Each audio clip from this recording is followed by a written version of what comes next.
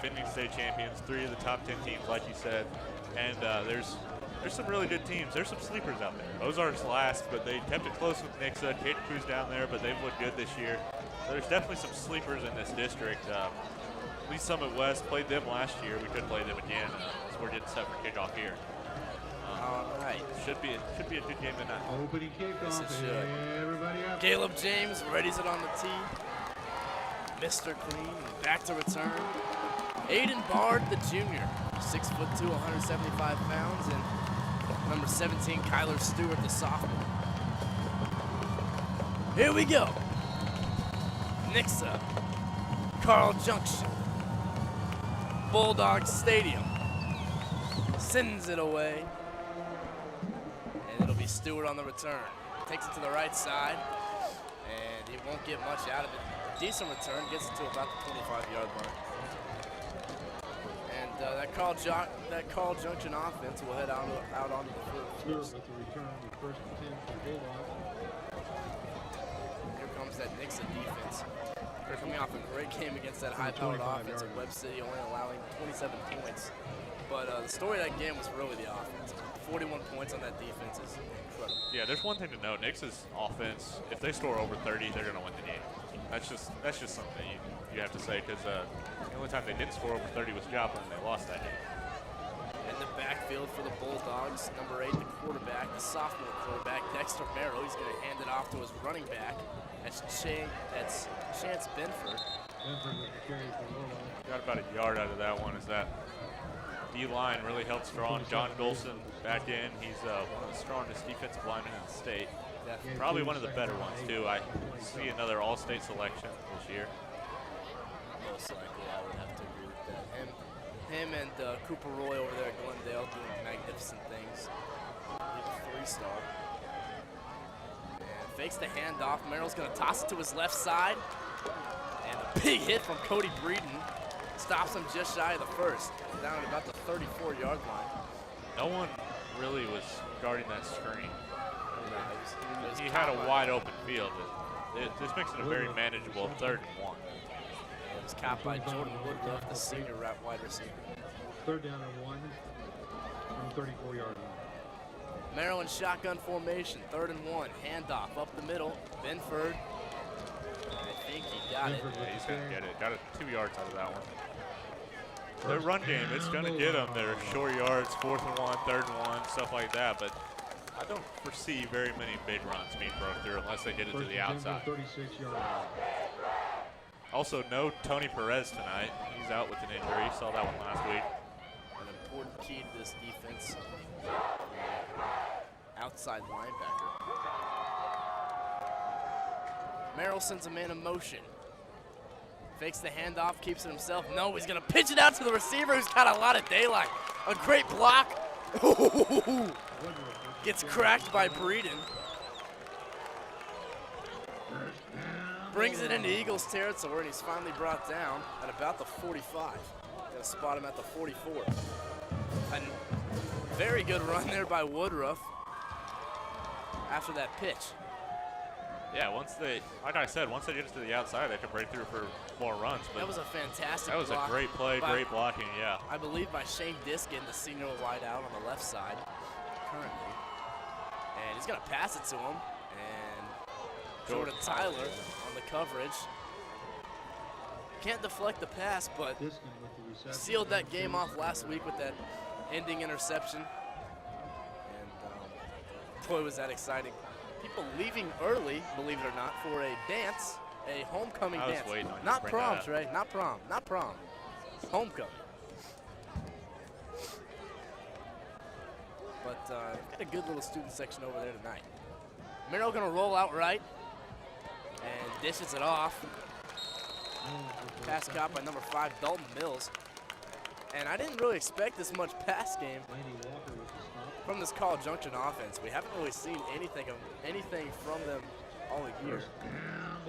They didn't really get a lot of information coming into this game. That's gonna give them the first down. 1st and 10, ball on the 34. Maryland shotgun.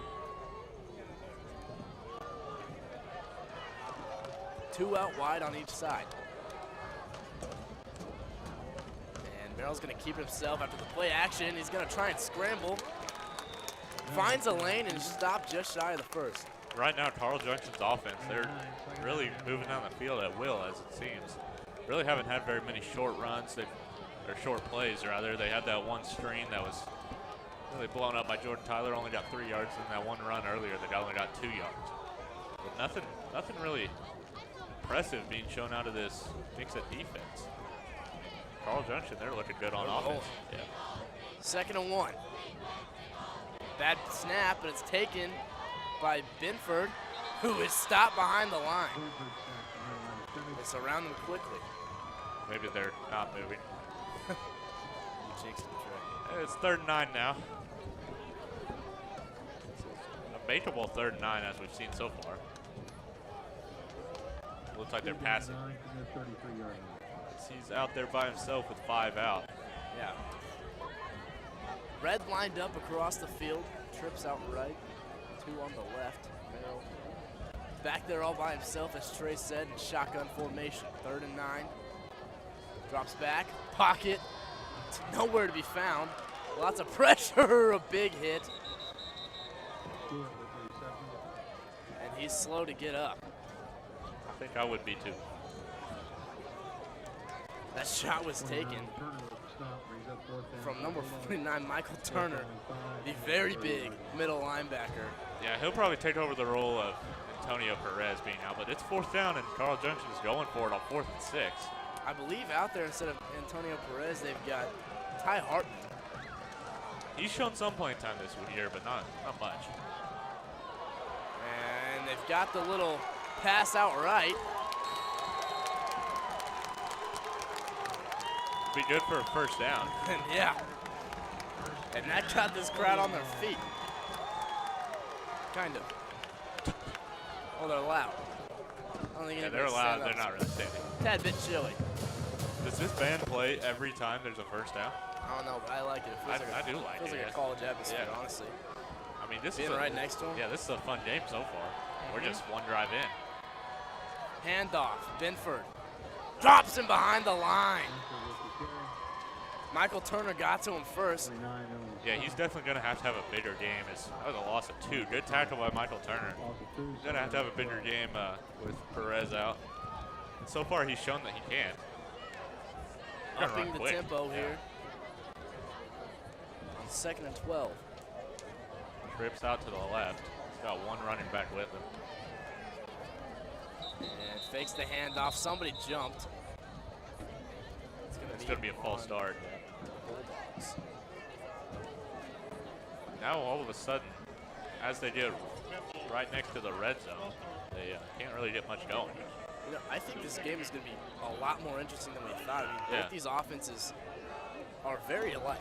Yeah, and it's not going to be like it was last year. We can almost guarantee that. 49-0, and it was no score in the 2nd half. I doubt that this is going to turn into that. You know, I mean, that Webb City game last week was very exciting, but that offense is just so boring to watch. We got trips out left, 2nd and long. Drops it. Pass was dropped as probably the fear of Keith Pietmeyer charging at him full speed. And his full speed is very fast. We'll have to say that about Keith. Yeah. He's got to be one of the fastest. Well, at least it wasn't Cody Breeden. Yeah, that would have been a lot more scary. And he still probably would have gotten hit. 3rd and 16. Merrill trying to get the play from his sideline. Every time Carl Junction comes up there fast, tries to draw him off sides, and looks over at the sideline. Ball on the 27. Drops back. Makes a pass, and it's complete. Wrapped up quickly by Cody Breeden on the 15. It'll be 4th and 2 inside the red zone. Interesting situation. Do you go for it or you take a field goal? And it looks like they're going for it and going quick. Pass was caught by Shane Diskin, the senior receiver. Yeah, they tried to draw him off sides again. So this is a big play. It's a big play. Big 4th down here. Can they capitalize? Flushed out right. With John Golson in his face, he completes the pass and he gets the 1st down. 3 yards on the pickup. They keep on getting those 4th down conversions by 1 yard. Moves the chains. What a catch there by Kyler Stewart, the sophomore wide receiver. 3 times a year, get your systems tuned up. And when you need it, you're ready to go. We schedule the clients in advance to get them on the calendar. No worries. 1st and 10. Furnace and water heat. We're here And the quarterbacks look to press up there, but they're going to hand it off to Benford, who gets the edge. He's hit hard by Keith Yeah, he Dietmeyer. was. Keith Dietmeyer stopped him from getting that touchdown. With a big hit. He's 2nd down. 2nd down inside the 5. The Bulldogs in great territory for the first drive of this game. Up the middle, Benford driving. He's going to get the 1st down, I believe. Is he? He was stopped quickly 3rd down and 1. by that defensive line. Yeah, they're going to mark him a little bit short. It'll be 3rd and 1 of 3.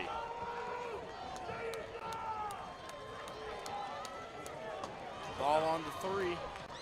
A big goal line stand here for the Eagles. They can They've get had it. quite a few They this- have had quite a this few. year. They did one last week, I believe, right at the beginning. Played very well in this situation. Locked up tight. Sends a man in motion. Fakes the handoff, keeps it himself. Is he in? He got the 1st. He definitely got the 1st. Touchdown! The Bulldogs strike 1st. And everybody on this side is on their feet.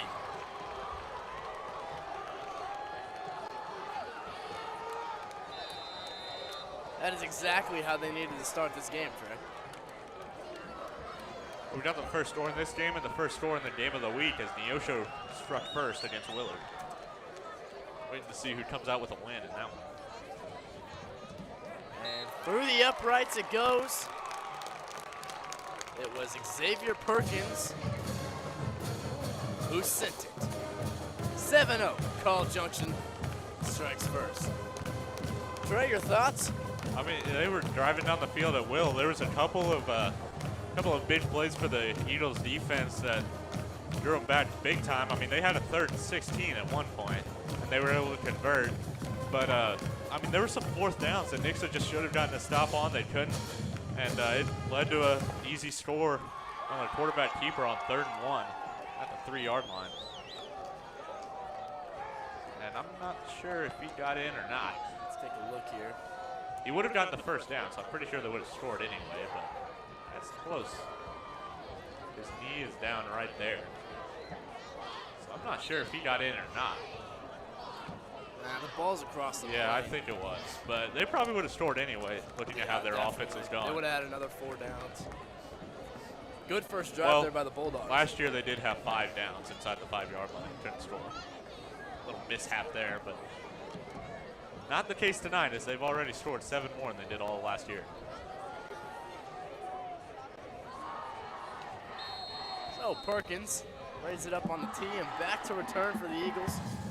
Spencer Ward and Jordan Tyler, 2 key parts to last week's win.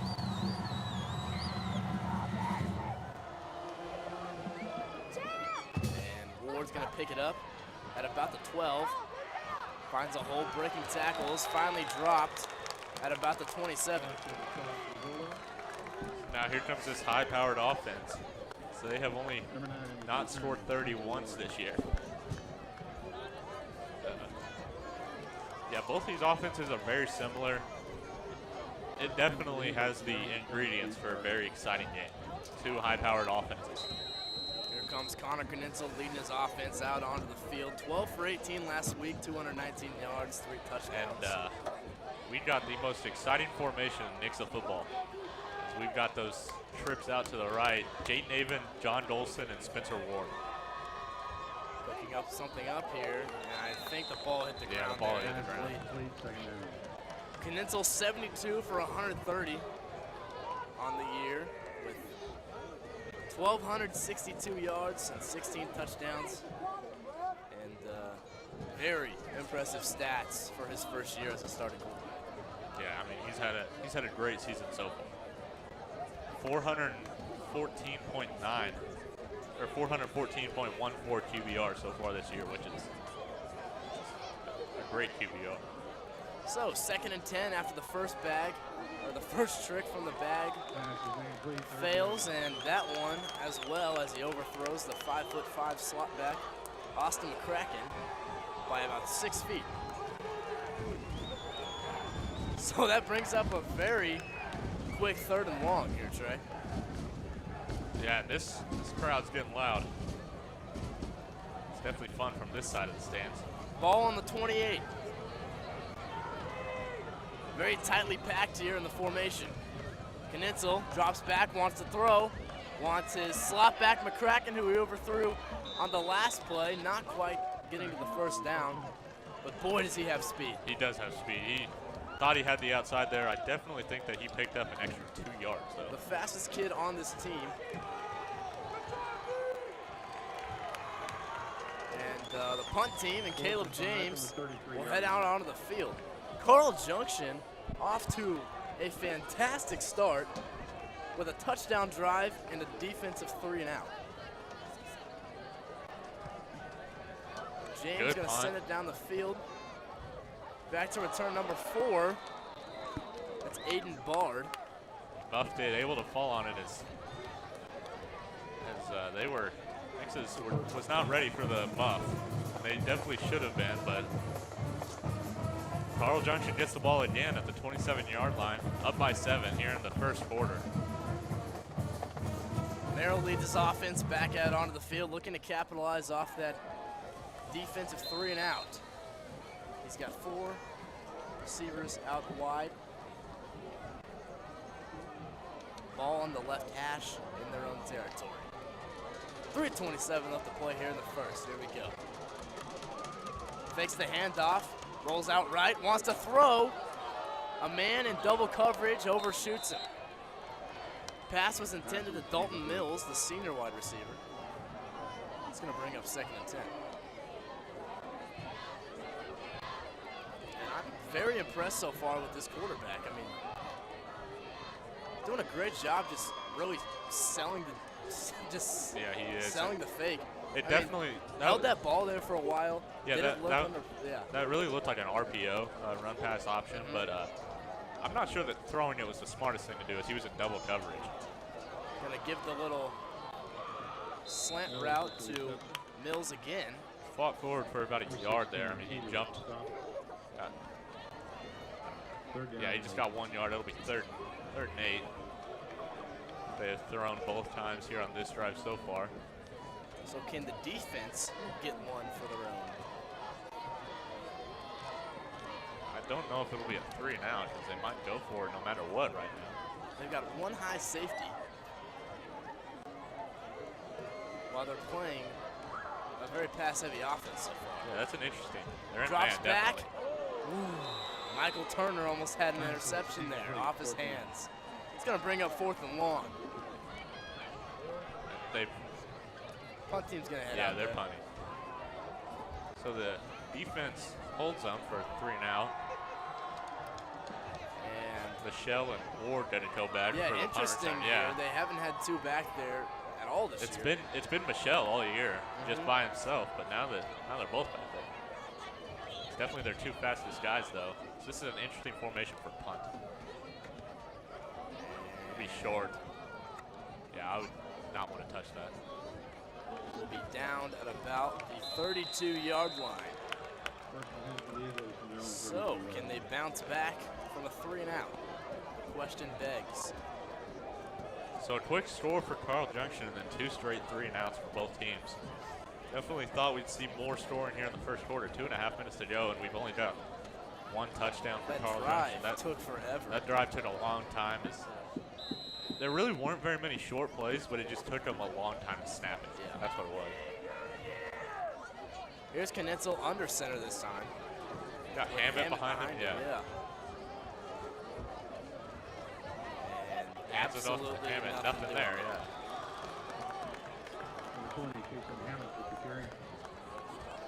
Just tackled by the entire defensive line.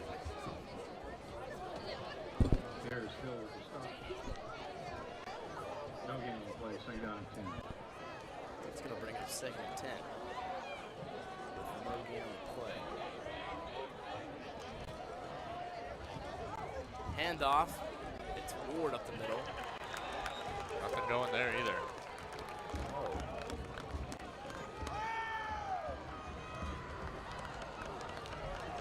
Gain of about 2. Ryan and Spencer Ward with the carry. Carter Kennedy with the stop for the line. Gain of 1, third down and Gain 9. of 1. Barely, not even a 1. About half of one. Yeah. Got Cale Combs out to the right. Big. Kraken and Turner off to the left. Big third down. They definitely don't want 2. Got 2 back there lined up with him. Fakes Oh the my, what a fakes the play. pass. McCracken with the speed. He's going to get it, I think. I don't think he got there. I think he might. Just out of bounds. Oh, well. Don't really Oh, spot this. Yeah, that. They're going to mark him short. Fourth down and 1. Oh, they're definitely going for it on this punt here as Jaden David comes in. I'm not sure anyone's going to fall for this one. That was a rush for McCracken. That was a great design play. And they are definitely going for this. So, What is? Oh my! some We're seeing some new action here. We're gonna get a timeout. Yeah. No one really fell for that. The Eagles call a timeout with 33 seconds left to play in the first quarter. They trail by 7 to the Carl Junction Bulldogs. We'll be back after this break, brought to you by our services.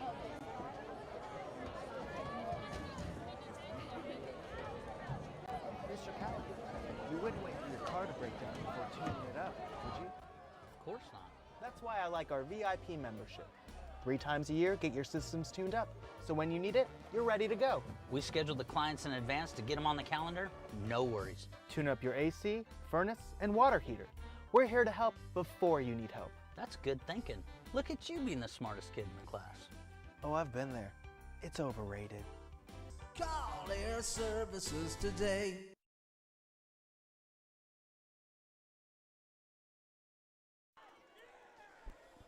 And so Jaden Avon's going to go for And it. he We got come it, back yeah. after that timeout break. No Definitely. one fell for that, but he got it. No one really falls for it whenever Nobody. Nixa goes for that fake punt anymore. Be a first down for the Eagles.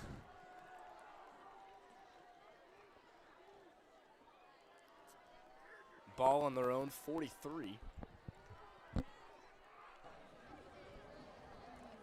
About first quarter clock This winds will be down. this will probably be the last play of the first quarter. It's 15 seconds to go.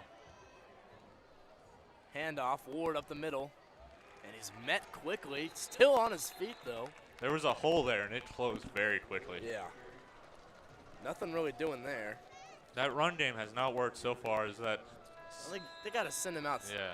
to the outside. That'll bring us to the end of the first quarter. But like I said, the run game has not worked so far. But the only play that's really worked is that Statue of Liberty-esque play that went to McCracken as he picked up about 10 yards just short of the first down and then picked it up on the fake punt that no one fell for. But, yeah, interesting first quarter. Carl Junction 7. Nixa not being able to get a score on the board with 1 3 and out, and they're driving right now. But Carl Junction also had a 3 and out. But both defenses really doing their job after that first drive. Interesting. Not what we expected so far. No, here, it's Trey. definitely not.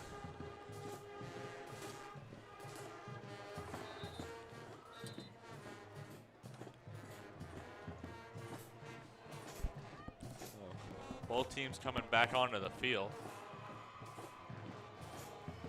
Jordan Turner out by himself to the left. Cale Combs to the right. With Spencer Ward behind McCracken and shotgun.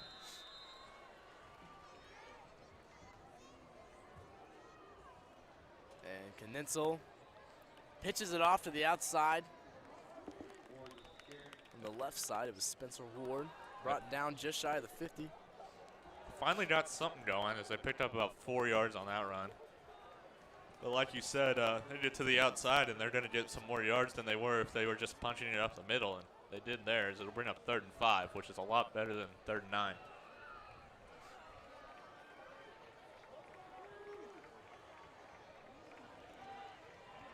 Trips out right. Ward to Canento's left. 3rd and 5. Drops back, wants to throw. Dumps it off to his running back, Ward. Making people miss. Spencer Ward spins off a man. Still turning, finally brought down on the Bulldogs 36.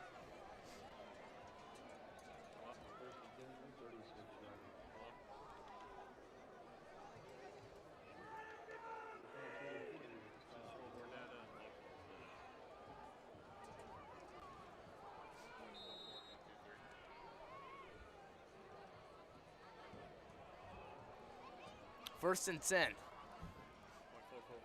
Handoff, Ward tries to bounce it outside. Fights for extra yards, and he's finally brought down at about the 33-yard line.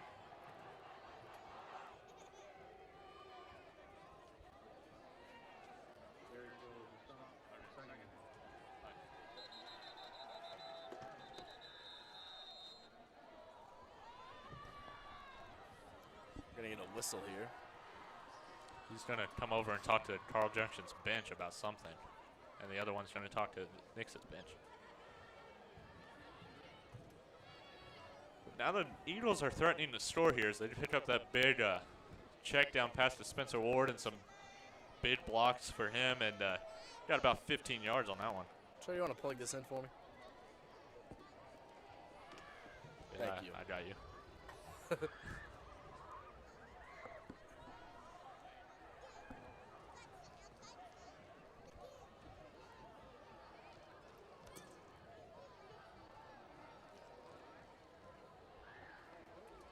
So, I have absolutely no idea what's happening here.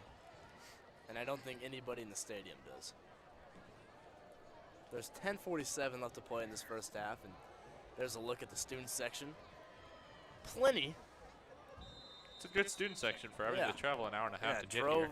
Plenty made the travel. It's a pink out. Obviously. Really 2nd and 6. Drops back, lots of pressure, hit as he's thrown, lit up late. There's definitely some hits there, no flags though. Pass was intended to the big tight end. Jaden Antonelli. Yes. And he was hit as Knitzel was lit up. Both Knitzel after he had already let go of the ball. Both Knitzel and Antonelli were hit on that play. We could get a replay. Flags. 3rd and 6. Guess not though. Not. Anyway. Trips out right, one to the left, 3rd down. 3rd and 6. Drops back, lots more time this time.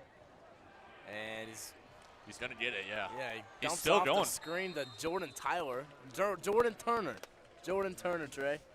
The Slim Reaper. As that'll move the chains.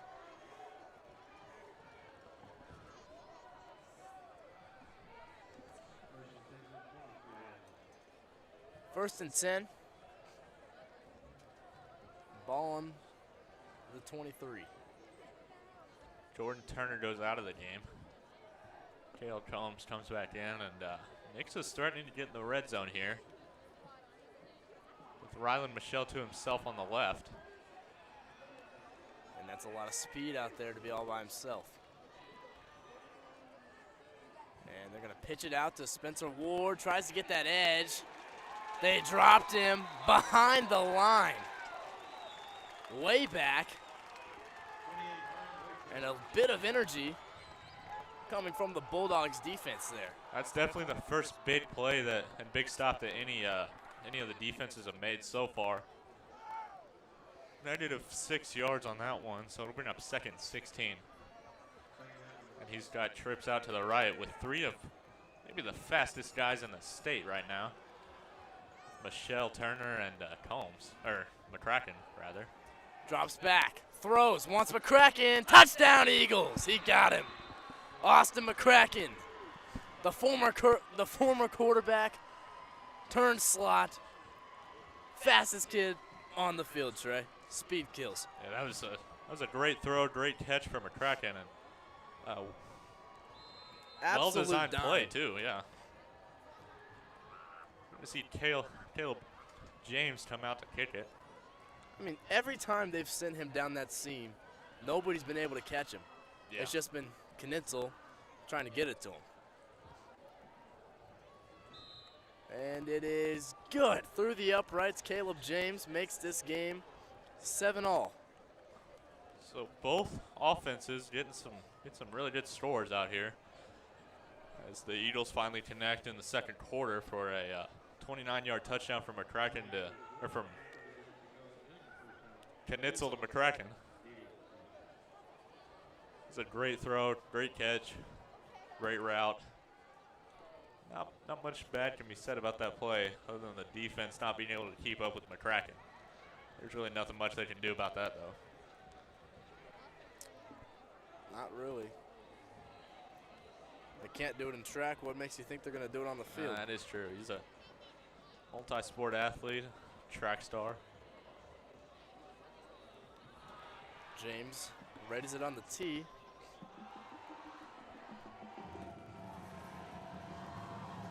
And I am loving the energy from this band, Trey. Oh, yeah. It's better than any student section we've seen so far this year. Definitely. And they've got plenty of instruments to be louder. Yeah, that is true. Down the field it goes. Caleb James, the fresh leg, received at the 5 by number 4, Aiden Bard. Going to be popped out of bounds. The soccer team headed to Jeff City today. James did not attend. Came here instead so he could perform beautiful acts like that, Trey. Yep, that's why he's here. That's why he's on the football team. Mm-hmm. Do you know how that soccer game went? Beats me. Told Logan Elmer to tell me how it went, but he didn't respond to me. So we'll get you updated on that one. 1st and 10. Merrill looks to his right, dumps it off. No gain on that one. It's Kyler Stewart with the reception. That screen pass had not enough blockers in front of it to stop the cornerbacks there. That was number 24, Jake Miller, who got the tackle. Bring up 2nd and 10. And Merle gonna pitch it off to Stewart. Picked up 4. Not a bad play there as they run that triple option. Not the same as what Republic runs, but they run it a lot faster. Red lined up across the field from left to right as he's got 4 out wide and Benford right behind him. Now he moves over to his close left. Fakes the handoff to him. Wants a slant. There might have been a pass interference on that play, but the problem was the ref was trying to get out of the way of the pass. He didn't see it. I'm not sure if it would have been, but pass was intended to the senior, Jordan Woodruff. It's gonna bring up 4th down. yeah, it looks like they're punting. Not anyone was ready for that, including Carl Junction.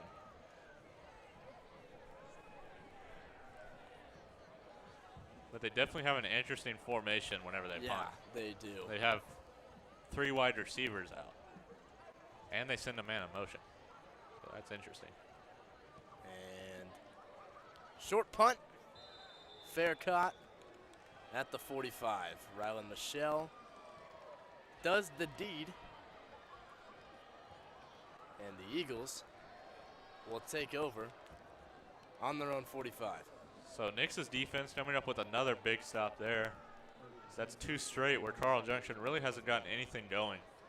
So Nix's defense is looking up after that first drive that didn't go the way that they wanted.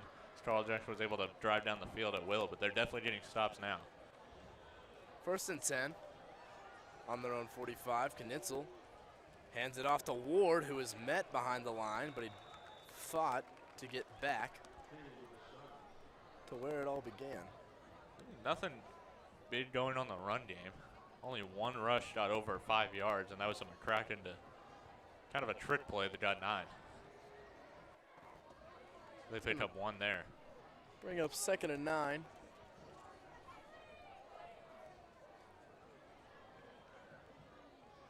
Ball on the 46 now.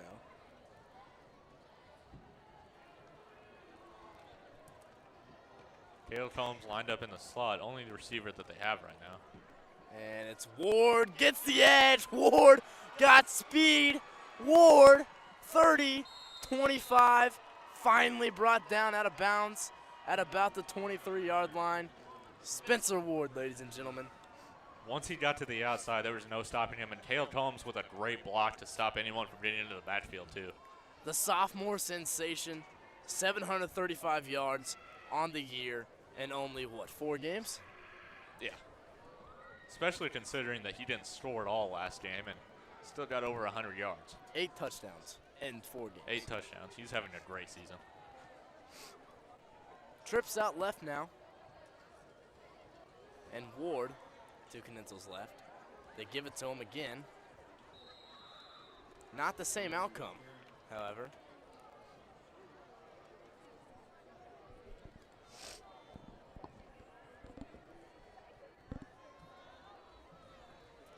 It's going to bring up 2nd and 10.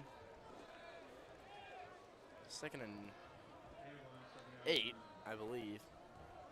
Soccer team lost 2-0 today against CBC. So they're good at soccer and football. Yeah. Knizel drops back, looks over to that trip side, and Into triple coverage. Gamble up top with Rylan Michelle and 3 other defenders. He's definitely not the player that you want to throw to in triple coverage. I mean, Probably not. one of the best receivers on this team, but he just doesn't have the height for it.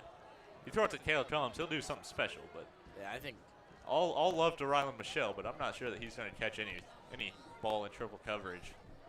Unless it's a perfectly thrown ball and blown coverage. 3rd and 9 here. He's got Hammett behind him. handoff. No, they fake it. Play action. Lots of pressure. He's wide open. Wide open, Spencer Ward. Touchdown Eagles. They take the lead. Sophomore sensation. Let's take a look on how this happened. What, did they Fake just sell the handoff, yeah. entire defense? Got hit as he threw, and there was nobody on Spencer Ward. No one within 5 yards whenever he caught that ball, and he was almost able to walk it in for a touchdown. Caleb James backed for the PAT. Gavin Kranz, G-Bot the holder. The snap, the hold. Through the uprights. It's good. 14-7. The Eagles lead it. So the defense getting a couple big stops, and the offense, they're moving now. So the run game finally got working as Ward was able to get to the outside after a good block from Caleb Combs, getting about 25 on the carry. And then that throw to Spencer Ward was, wow, that was a perfect throw. And yeah, that was a great throw, great catch. Touchdown. Touchdown. Yeah, there's really nothing else that you can do about that one unless you keep someone glued to Spencer Ward the entire game. You can't really do that because then someone else will get a big play. So James readies for the 3rd time tonight to send it down the field.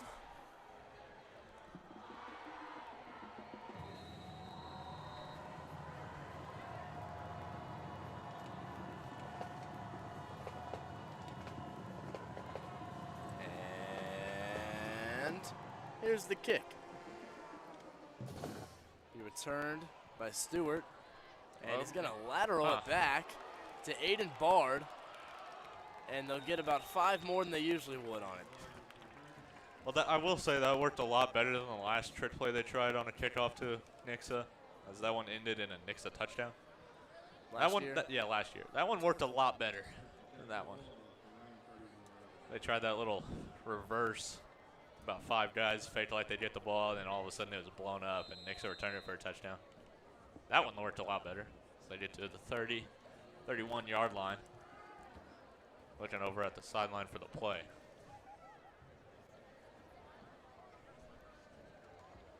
Merrill's got 4 out wide, drops back, wants to throw, lots of time. He's gonna fire over the top of the defense. And great defense. Great defense there. It was swatted away by Jake Miller. He's been having a pretty good game defensively as he's got that tackle on the screen pass and then the tip there. Somebody over here wanted a flag, but they've yelled throw the flag on about every play, so I'm not sure that they really know what it is. Be 2nd and 10 either way. They try to go fast. Up that tempo. I mean, they've really taken a long time to snap it every play, but it looks like they're going fast every time. 2nd and 10 after the incompletion. Run Pitches it out, again, and it's ball fumbled. on the ground. He knocked Gets out it of back bounds. though, yeah. Knocked out of bounds. Well, he wasn't knocked out of bounds. They keep the clock running. It'll be 3rd and 16 here. But we've seen him convert on one of these before. 3rd and 15, excuse me. See how that play worked. They go to pitch it, and it just goes right through his hands. It looked like he was looking where he was running before he ran with it. They're back to 2 high safeties now on this 3rd and 15 coming up here. Same formation as the last 2 plays. Makes the handoff, play action, all the time in the world. And it's picked off. It was Ty Hartman who's coming in for Antonio Perez, who snagged it out of thin air. That pass thrown into double coverage. Not a very good throw, but Ty Hartman was ready for it. He's able to make the pick. Now Nixa's got the ball at the 32-yard line as the defense has they've come alive here after that first drive, and they get 2 3 and outs and then a turnover. Now Nixa's got the ball in their own territory. 1st and 10, ball on the 32. Canenzo drops back, pump fakes, fires right side, and it's picked off. That's going to be Kyle Stewart, who's taking it quite the distance, still on his feet, into Eagles territory, shoves a man off of him, throws McCracken down like a rag doll, and he's inside Eagles territory. That was a quick turnaround as 2 picks in 2 plays. And that defense got no break whatsoever. They get 1 play off, and all of a sudden, Carl Junction's got the ball on their 35-yard line. Great starting field position for Merrill to come back out here and make something happen. Interesting turn of events. Not a very good thrown ball, and I really didn't like that decision to throw it. He had a couple checkdowns that were open, but Carl Junction's got the ball, and they can maybe tie this game up here. 5:39 left here in the first half. 1st and 10, Merrill. Not a very good snap. Keeps it himself up the middle. He's got a lane. 25, 20. Brought down at the 22. That read option was ran to perfection as there was a giant hole up the middle. No one was able to cover that one. He gets an easy 15 yards out of it. Upping the tempo here, they get ready. No, now they're gonna look to the sideline.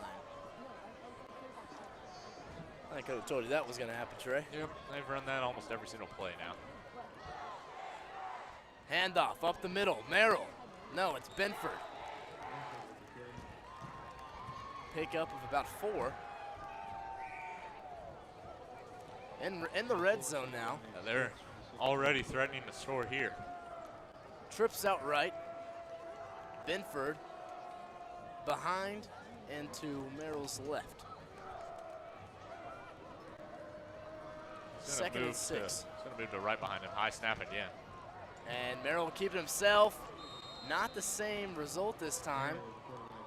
You know, he was about to get lit up there, but he just kind of ducked under him. Yeah, that was a smart play to not get lit up and keep running, but Merrill, not a very big quarterback.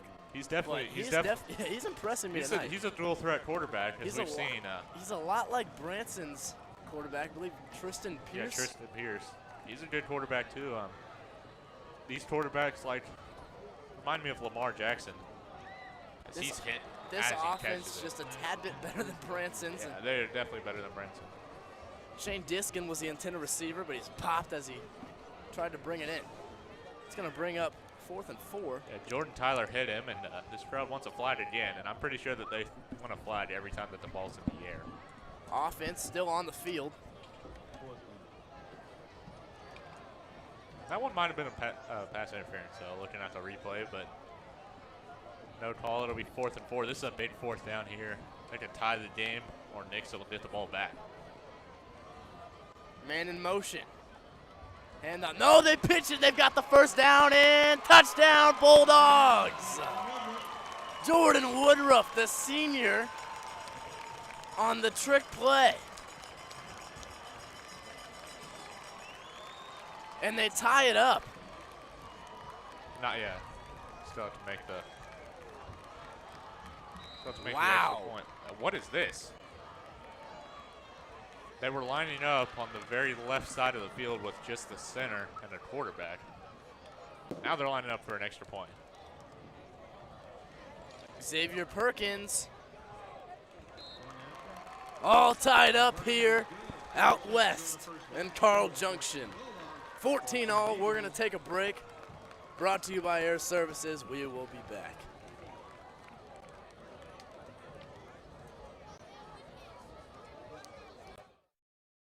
Mr. Callahan, did I see you on Air Service's Twitter account? I'm not really a Twitter-er. You don't tweet? Hashtag quick fun? Hashtag happy clients? No, no hashtags. Hashtag why not? It's a pound sign, a number symbol, When was it ever called that? forever. You mean hashtag pound sign forever? I'm not doing it. Hashtag stubborn boss. Hashtag stop it. See? Now you're talking. Hashtag not funny. Call Air Services today.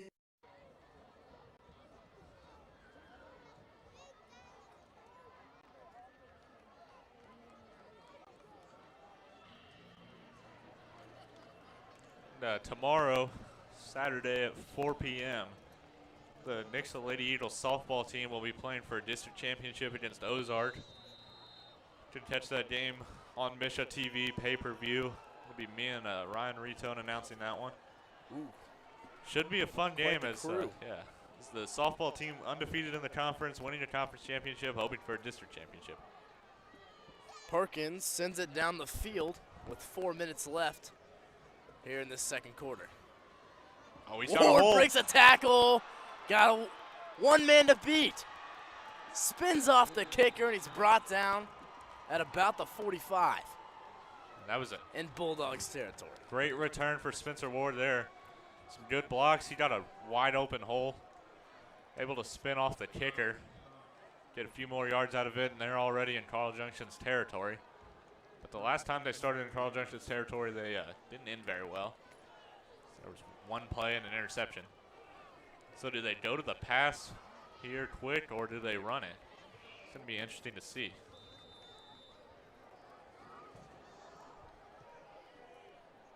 First and 10. Ball on Bulldogs 45. Ward up the middle. Getting 8 there. Yeah, fought for a lot. Yeah, big hole. And then Spencer Ward using his strength to get 8 yards.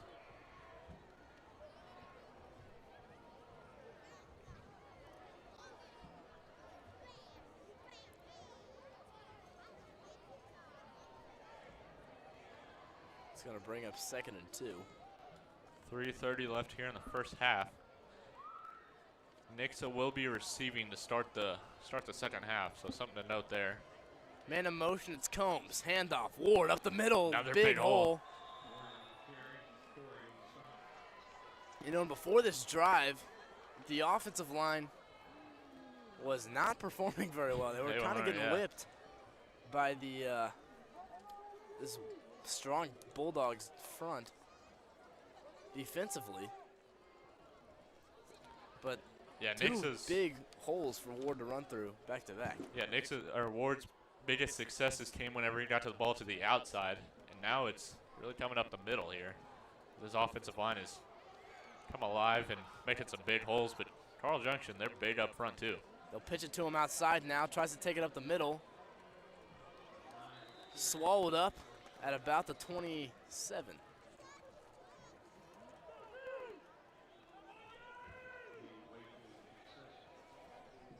Well, they're going to say it was the 29.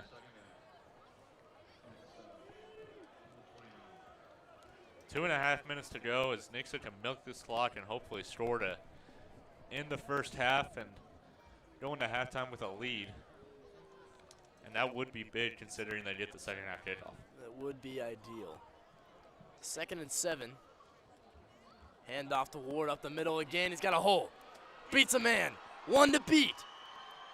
Brought down at about the 2. Spencer Ward just manhandling these Bulldogs. Another big hole. Yeah, getting about 27. That time it came right up the middle, and there's really nothing much Carl Junction could have done about that.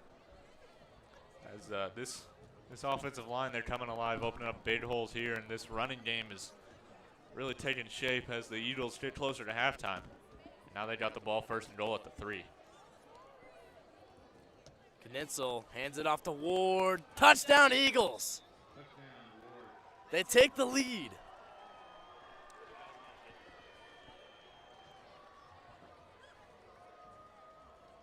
Yeah. This hole, I mean, this offensive line, Yeah, they're completely creating big different holes. front. Yeah. It's the same guys up there, but they're definitely playing a lot better than they did at the beginning of this game. So Nixa takes the lead with 1:42 left here in the first half. James readies for the PAT once again tonight, and Right up the middle. 21 to 14. The Eagles take the lead. And lots of time there for the Bulldogs to fire back with one for their own. Yeah, I don't believe that they have scored in 1:42, but they've definitely showed that they can get some big plays and get a quick score here right before halftime. But this Nixa defense really needs to hold strong, and they've shown that the pass defense is really working so far.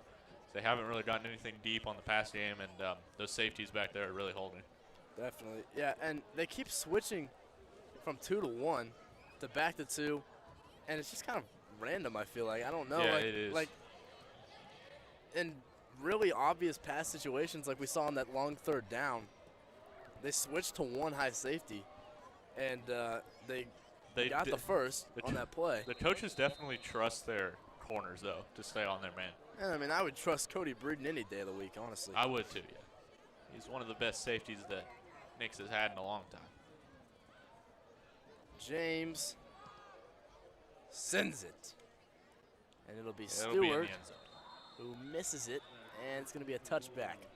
It's definitely better though, because they might have gotten it to the 20-yard line or less and taken some time off the clock. So they got to drive 80 yards in 1:42. They want to tie this game up right before halftime. Nixa really hasn't shown that they're a first-half team yet this year.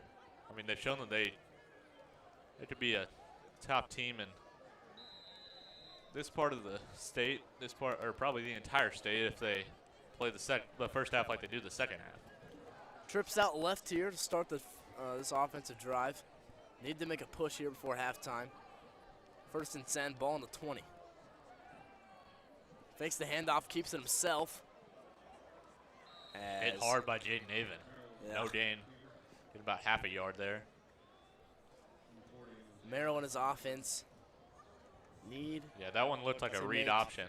a big gain quickly here. Well, that one looked like a read option that wouldn't have worked if he kept it or handed it off very much, as he only gets half a yard, and the running back behind him might have only gotten 1 yard or no gainage. This kid is tough. I mean, He's not tough, a big yeah, quarterback. He met Jaden Avon head on there without a care in the world. He doesn't slide like, Man in like we motion. see a lot of quarterbacks do. Handoff up the middle.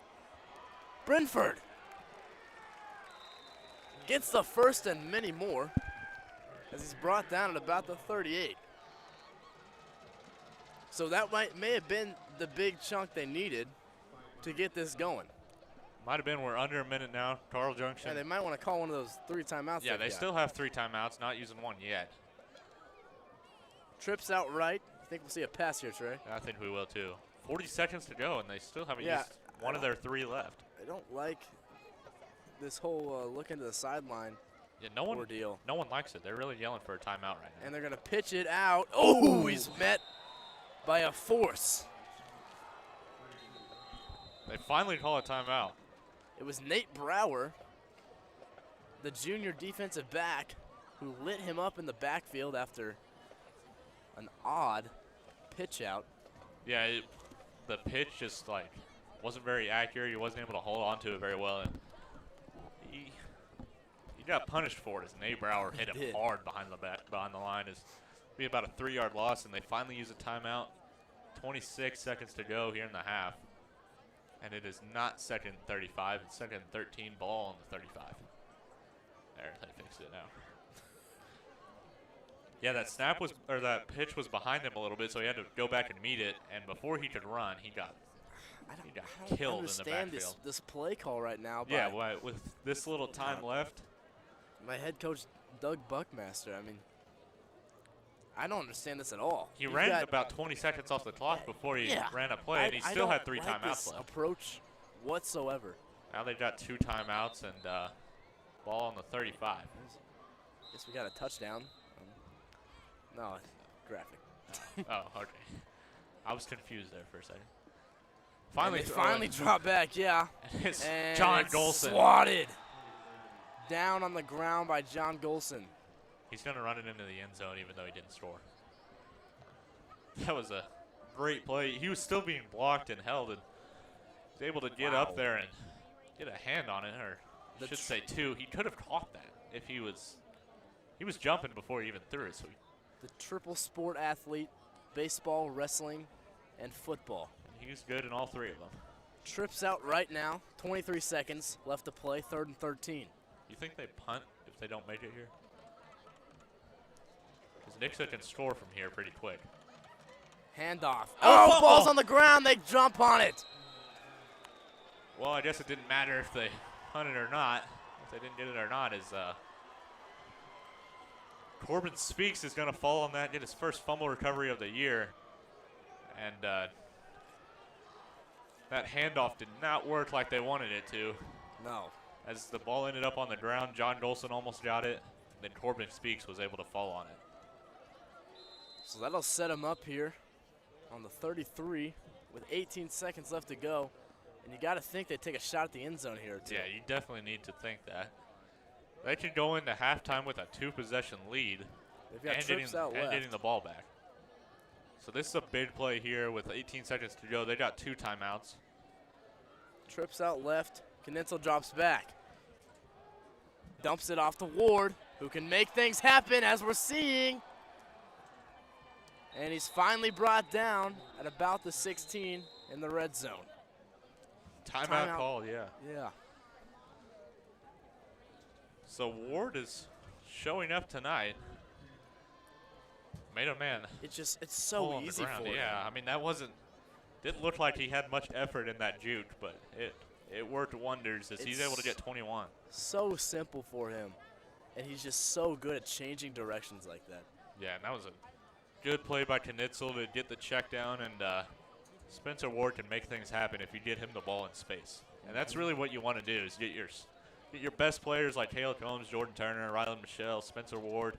You just want to get them the ball in open field, and then they can make something happen out of it. 10 seconds to go. Nixa calls their second time out of the half. Ball on the 16-yard line, and they can score in about 2 seconds from here.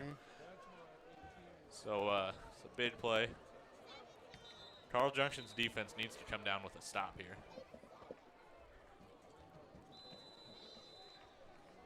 10 seconds. Trips out right.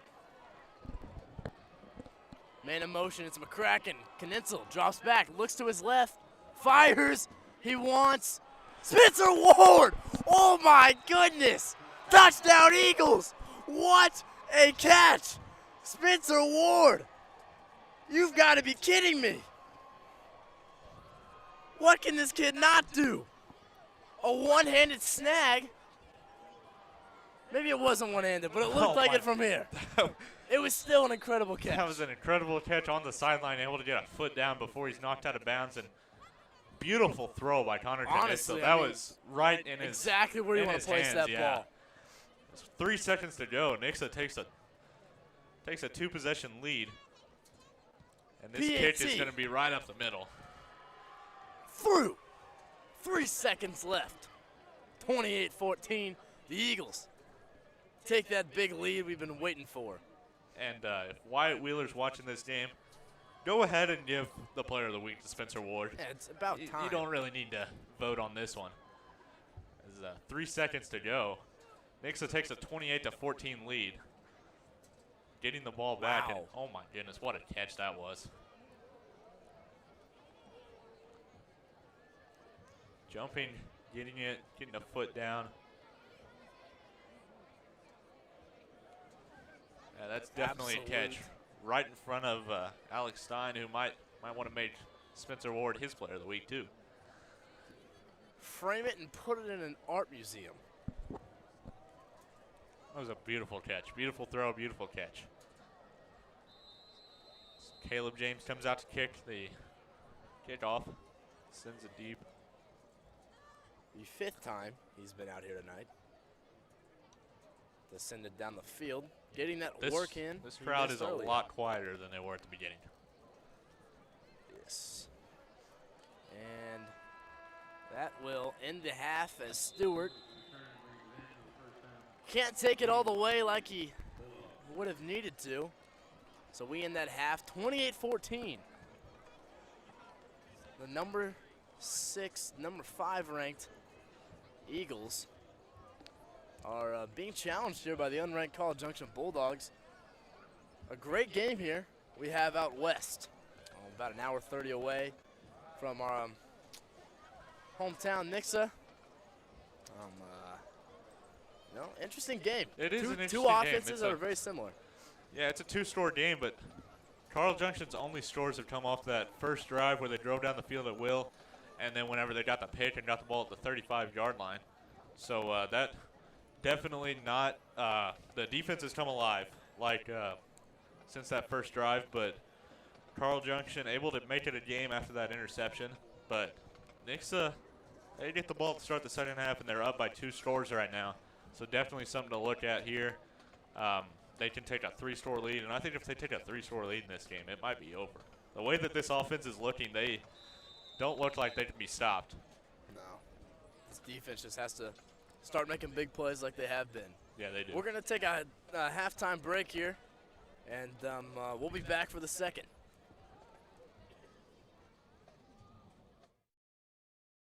Mr. Callahan, what's your favorite day? Friday?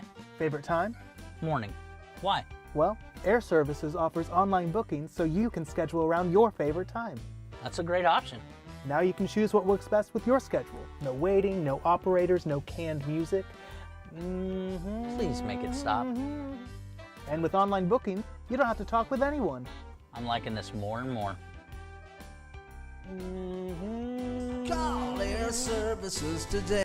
Show on turf, your award-winning Bulldog Marching Band. Tonight, the band will be performing the 3rd movement of their 2021 marching show entitled A Pirate's Adventure. The band competed at the Springfield Parkview Valhalla Marching Festival on October 2nd and received awards for 5th place in Class D and 8th place in finals. Tomorrow, the band will be competing at the Carthage Maple Leaf Parade and field competition. The 145-member Bulldog Band is led on the field by drum majors Cord Renner, Audrey Hoggett, and Reagan Luno. Drum majors, is your band ready?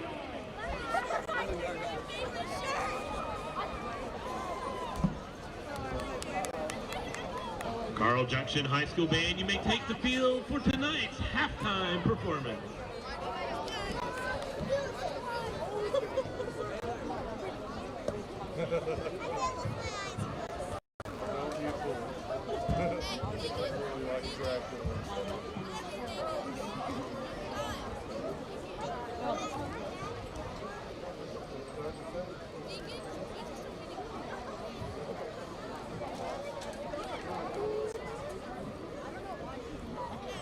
And now, the Pirates Adventure.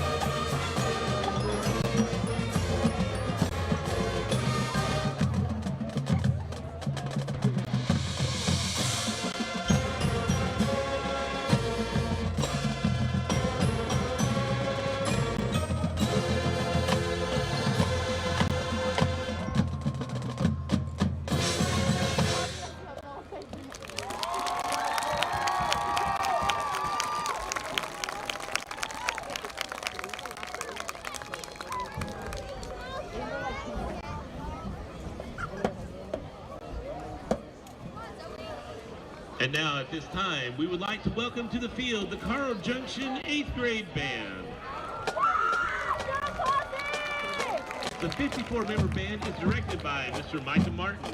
Combining with the high school band, the 199-member band will be playing America. As a little 7-year.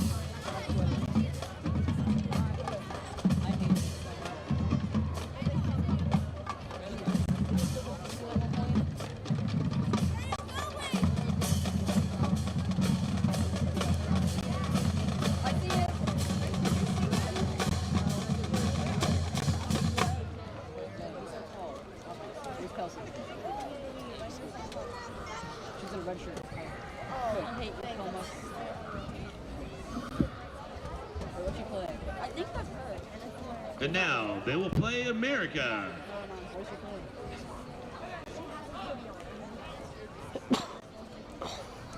What did she play?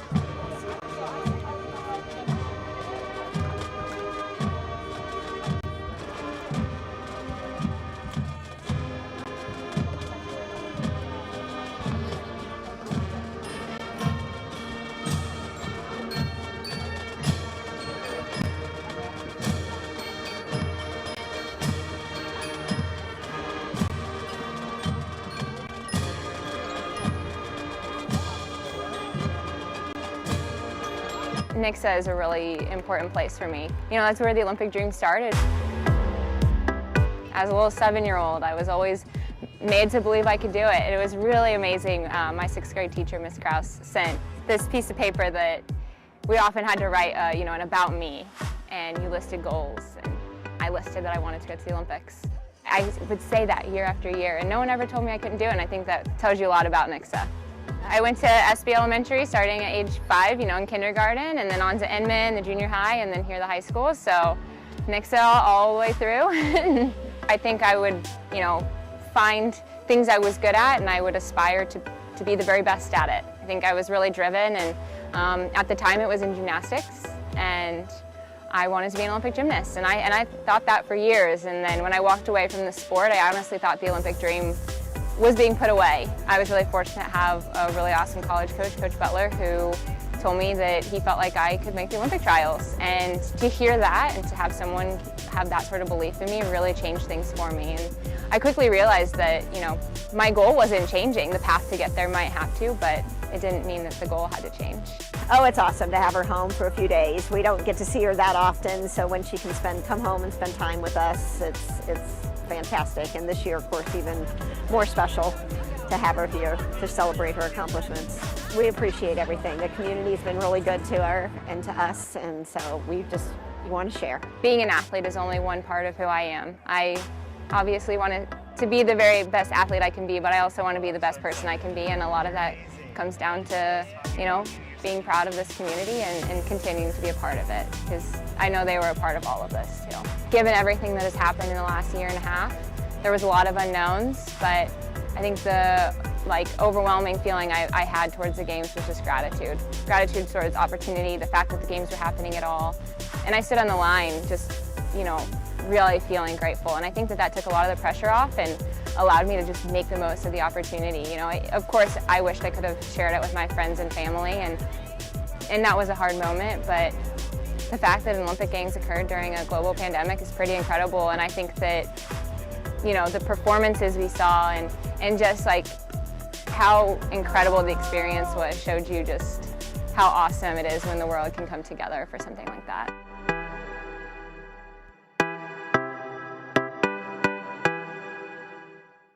We all have a story, and some people don't feel like that they can share their story, or they feel very alone in their story. And it's just really bringing a light to that. Last year, obviously, COVID Awareness Day really didn't happen. So our juniors and seniors had never experienced, you know, Awareness Day. It was actually started about 4 years ago by Sherry Getz, who is a retired counselor in Nixa. She was here for a really long time. All things wellness. You know, it's kind of a big umbrella, which mental health does fall under, but that's not solely the day. It's also like awareness about, you know, healthy habits and healthy activities, as well as just reminders of, you know, the things not to do. Well, for starters, definitely yoga. I was put into the class, and I previously never really thought about it because I didn't think it was going to be something that I would be interested in. But being in the class, it was a lot more fun and a lot more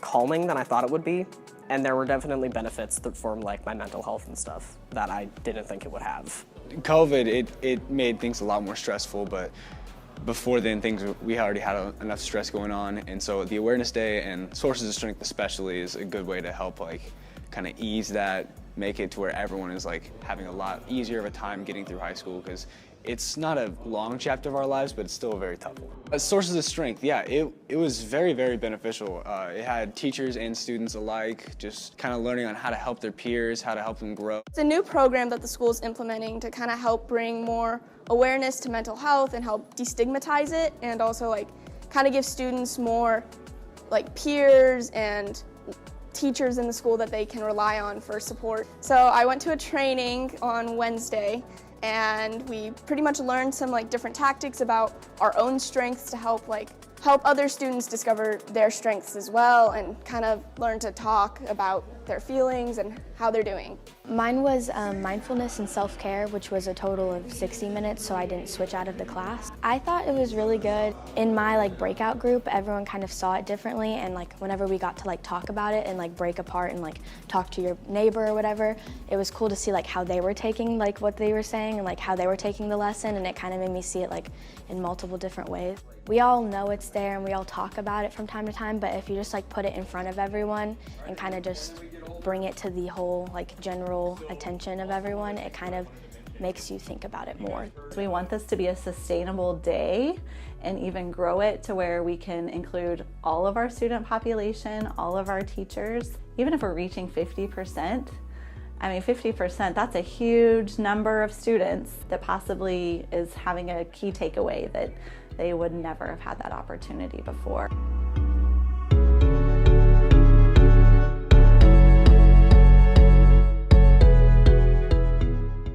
Nixa volleyball, we always want to push forward. There's always something we can work on. Never be satisfied. That's kind of a team motto, actually. My name is Jenna Medeiros. I am class of 2022. I play volleyball and I'm a middle hitter.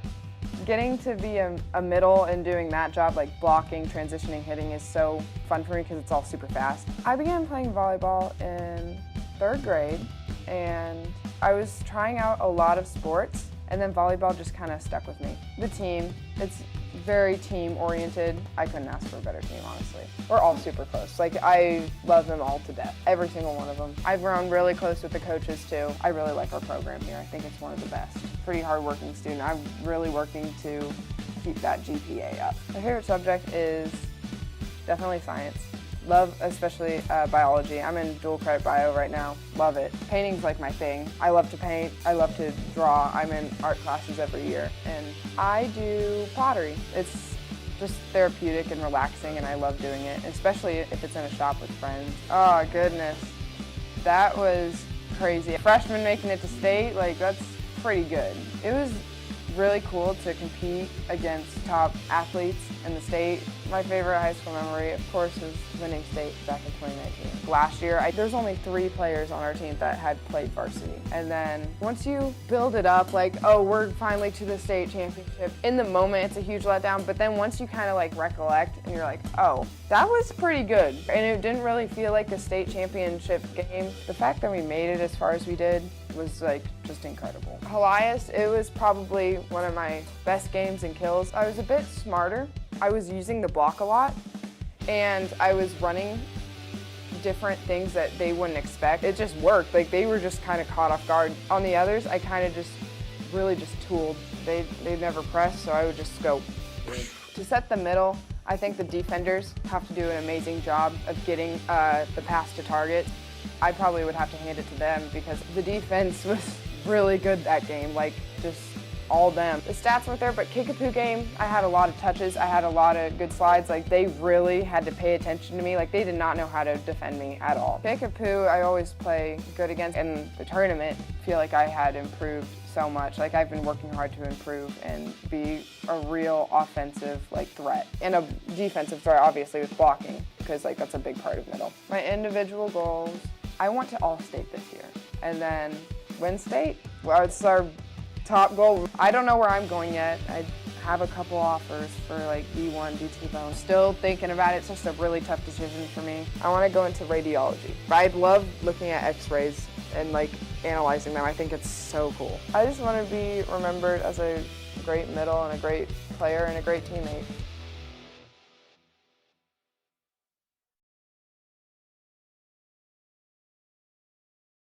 We wanted to demonstrate that we value different languages and cultures.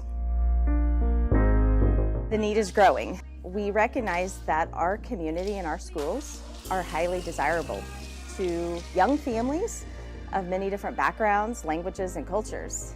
And we see that the trend is increasing, and we want to meet the needs of these families. Some of our biggest that we have represented are Russian, Spanish, Punjabi, Telugu, Cebuano, South African languages like Afrikaans, Ukrainian, Romanian. That's one thing we want to embrace is their cultures they come from. And we're really talking about cultures actually in all specials this week.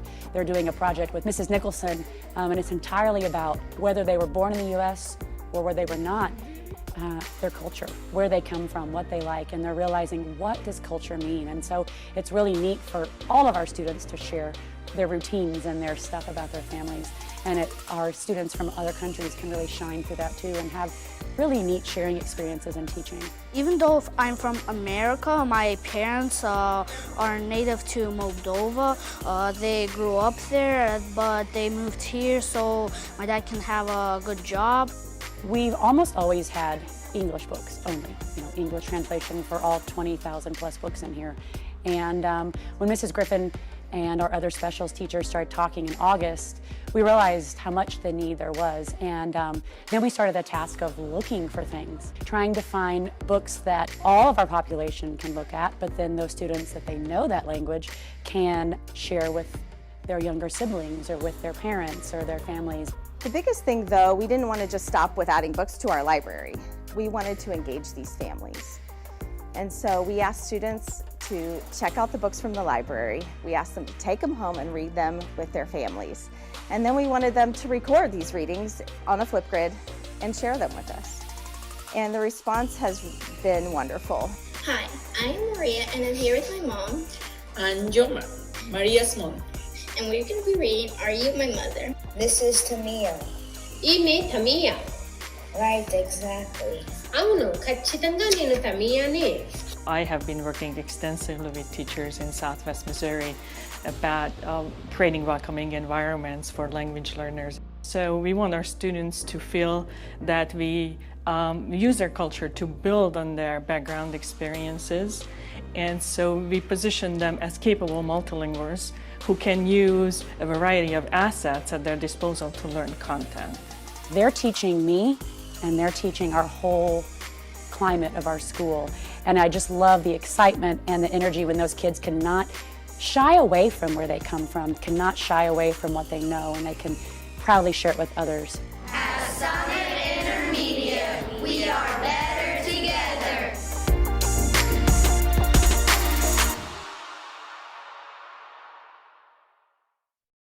Nixa is a really important place for me. That's where the Olympic dream started.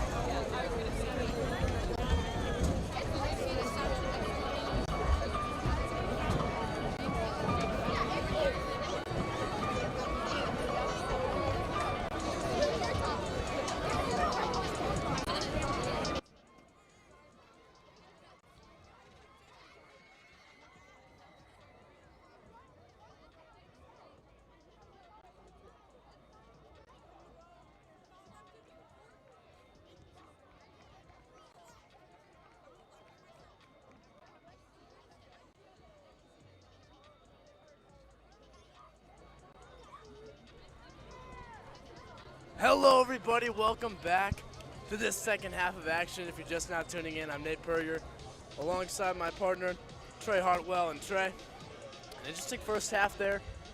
Call Junction scores first drive of the game, and then back-to-back 3-and-outs. Nixa scores. Nixa scores again. Call Junction ties it up, 14-all. Then Nixa's kind of just they scored again, and they scored right there before the half. But yeah, after that one fumble and interesting game so far. We did not expect this to be this close, I don't think. But especially after that big win last week against Webb City. Yeah, you really thought they'd carry that momentum into this. Yeah, it's definitely not as close as people think it is. It's only a 2-possession game, but Nixa starts with the ball in the second half and haven't really been stopped in a while ever since that interception. But that was kind of a fluke, as that was not a good throw by Knitzel, and definitely not what we've seen all night, as Knitzel's delivered some beautiful passes. Got a 29-yard touchdown, a 23-yard touchdown, and a 16-yard touchdown to end the half right there with that beautiful throw to Spencer Ward. That was a beautiful throw, beautiful catch, all around great play. As but they've turned it on here in the finishing stages of the first half, making it 28-14, and it's definitely going to be this drive will definitely decide the game. I would say Carl Junction can get a stop, they'll definitely have a chance to win. But if Nixa scores, I think Carl Junction might be out of the game. Sure. Yeah, I'm not sure Carl Junction can one score quick enough to come back. I mean, they've scored, but it's been off long drives. They take a long time to snap the ball. Their only drive that started on their own side of the field and scored was a long drive. It took about 8 minutes of the first quarter. We're getting close to kickoff here to start the second half. Parkins gonna ready up on the tee to send it down the field. And second half of action underway.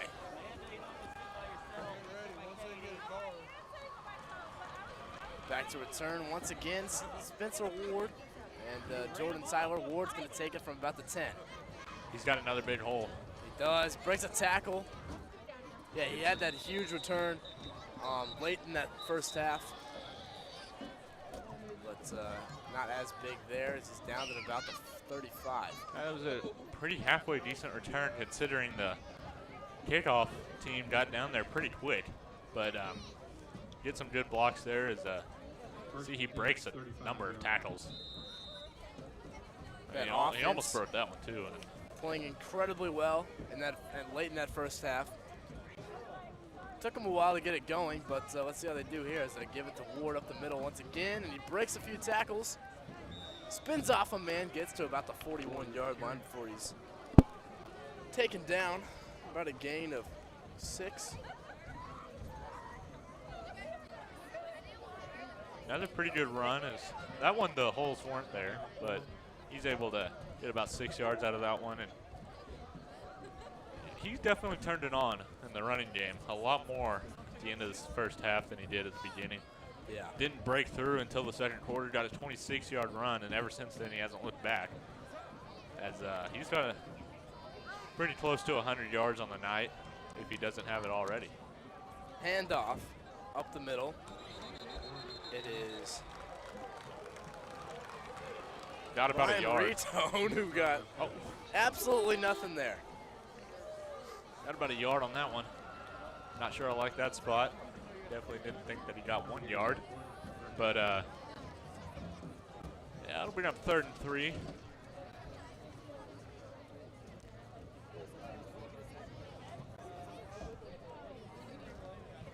Third and 3. Ball on the 41. And Knitzel fakes the handoff. He wants Combs. Combs breaks a tackle. He's got daylight. 20, 15, 10. Somebody's behind him. Can't get to him, though. Touchdown, Eagles. And, well, Trey, they scored. They did, and Combs gets his first catch of the night, and it's a 60-yard touchdown. Wow. And someone not named Spencer Ward scored. Took a while as Austin McCracken got the first touchdown. Spencer Ward's had 3 tonight. Already. In that first half. 2 receiving, 1 running, and Caleb Combs gets in there with a 60-yard touchdown of his own. Caleb James. G-Bot with the fantastic hold. And it's through the uprights. 35-14, and if this defense can get one more stop, I'd say Nixa can put this game on ice. But they will never stop attacking. They will always go for that home run ball or long run, and it's looking like it's working tonight. Caleb Combs is the most athletic person on the field right now. Hasn't shown it. He was quiet in the first half with no receptions and no targets, but now he got 1 target, 1 reception, and 1 touchdown, 60 yards.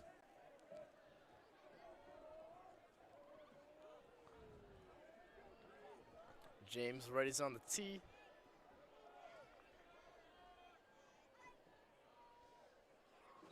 That little cut upfield, you don't think that it's that big of a deal, but I could have gained him an extra 30 yards.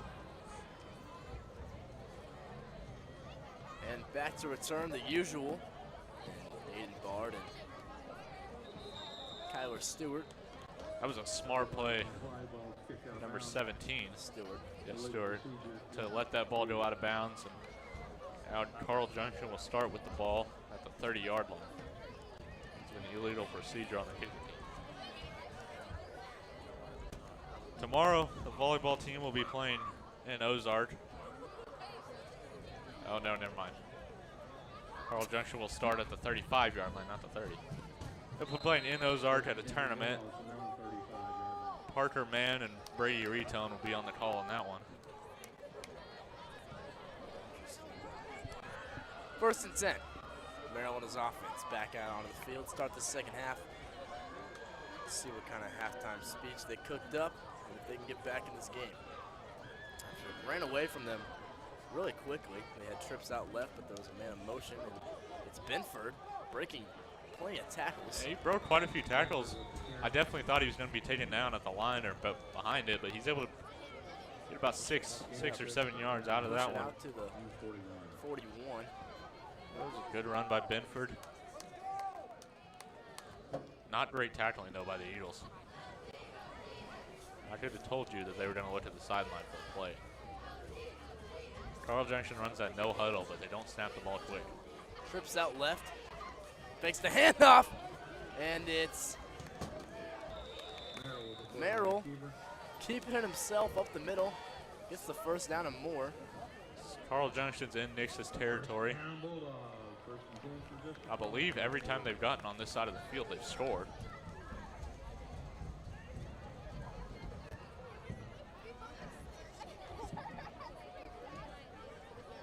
First and 10. Ball on the Eagles 49 in the spread. And it's Merrill keeping himself up the middle again.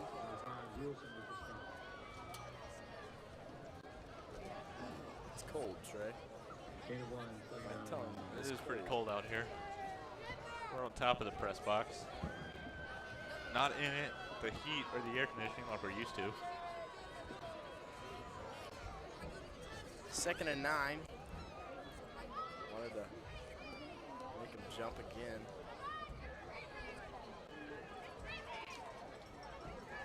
There's the snap. Rolls out left. Merrill dumps it off to his senior wide receiver, Shane Diskin. Ty Hartman almost got to that ball. He jumped for it, couldn't quite get to it. They're able to get interception earlier. He did have an interception and couldn't quite reach that one. Jordan Tyler got him on the tackle though. It'll be 3rd and 3 here on the 42-yard line. Man in motion. Handoff up the middle. A different running back this time. Number 28. Gonna be good for a first down. It's gonna be Arlen Wakefield, a junior. He's lined up back there.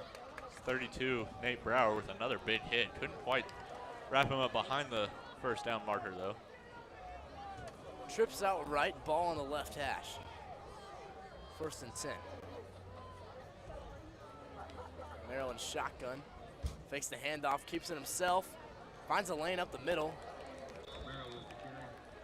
And it's good for a gain. About 5. He might not have the best arm of quarterbacks, but he might be one of the faster quarterbacks in the conference. As there was really not a hole, and then as soon as one opened up, he hit it hard. I definitely thought that it was going to be, yeah, he's a really smart runner, really patient, much like Ramon Green. Only a sophomore, too. He's got a bright future ahead of him. Yeah, he definitely does. And he pitches it out to Woodruff, who spins off a man, and he keeps going. Knocked out of bounds at about the 24. Now all of a sudden, this side of the stadium's got some life in it. About time. Well, for a second they did. Well, half the band's missing. That's the problem. That is the problem, yeah. I feel like once we get to the end of the 3rd and they're all there, it might be louder. Trips out right, one to the left. I 1st and 10 again. I definitely suspect 14 to go in motion here. There's chains moving. And he doesn't this time. Bad Bad snap high over his head. He's going to have to fall, Yeah, just falls That's on smart. So that'll bring him back to about the 34. Bring him second and long. Do we have any news on the toilet bowl? 7-7, but Neosho's threatening to score. Willard and Neosho. Lowest Who can come out with a win this year? In the That's conference. what they're fighting for. Neither of them have a win? No. Wow, they're both 0-6 or 0-7 right now. What a showdown. Neosho's threatening to score here in the third quarter, though. My prediction of 2-0 with no offensive touchdowns is out the window now, but handoff rolls out right. He's going to dump it off to Stewart, who I think that he thought that was the first down marker, but that was actually the original line of scrimmage marker. So it'll be 3rd and 10. I think he did too. But you've definitely thought the original line of scrimmage marker was the first down marker multiple times this year. Neosho just scored. Hey. And the phone's frozen. North Carolina got a 5-star recruit, though, for basketball. That is great, Traps. I just had to throw that in there. 3rd and 10. Trips out left. Different quarterback in. Number 16. He's got a man. Oh, and they throw the flag on Jordan Tyler. It's about time, as there was a lot of contact. There's been a lot of contact all game, but the pass was intended to former quarterback Dexter Merrill, and in at quarterback that time was Nathan Plankin. We could get a replay on that. The ref said that he caught it. I didn't see him catch it. Nice interference against Nixa. What?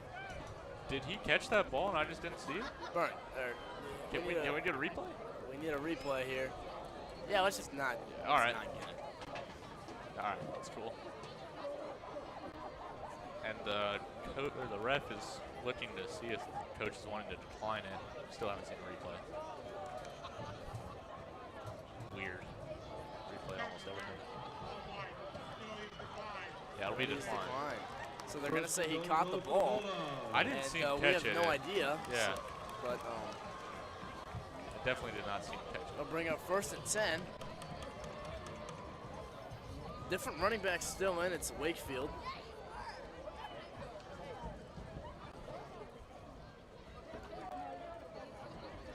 They have less than 10 seconds to snap the ball, and they're going to call a timeout. All right. So if we could. Great play. I don't know if they have a replay of it or not. Great play if he did catch it, but I definitely did not see him catch it. Of course, I was looking to see if anyone started fighting Jordan Tyler after that one.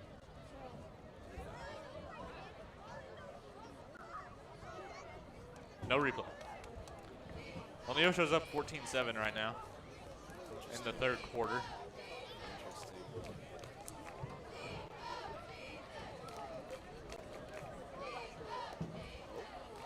No. So,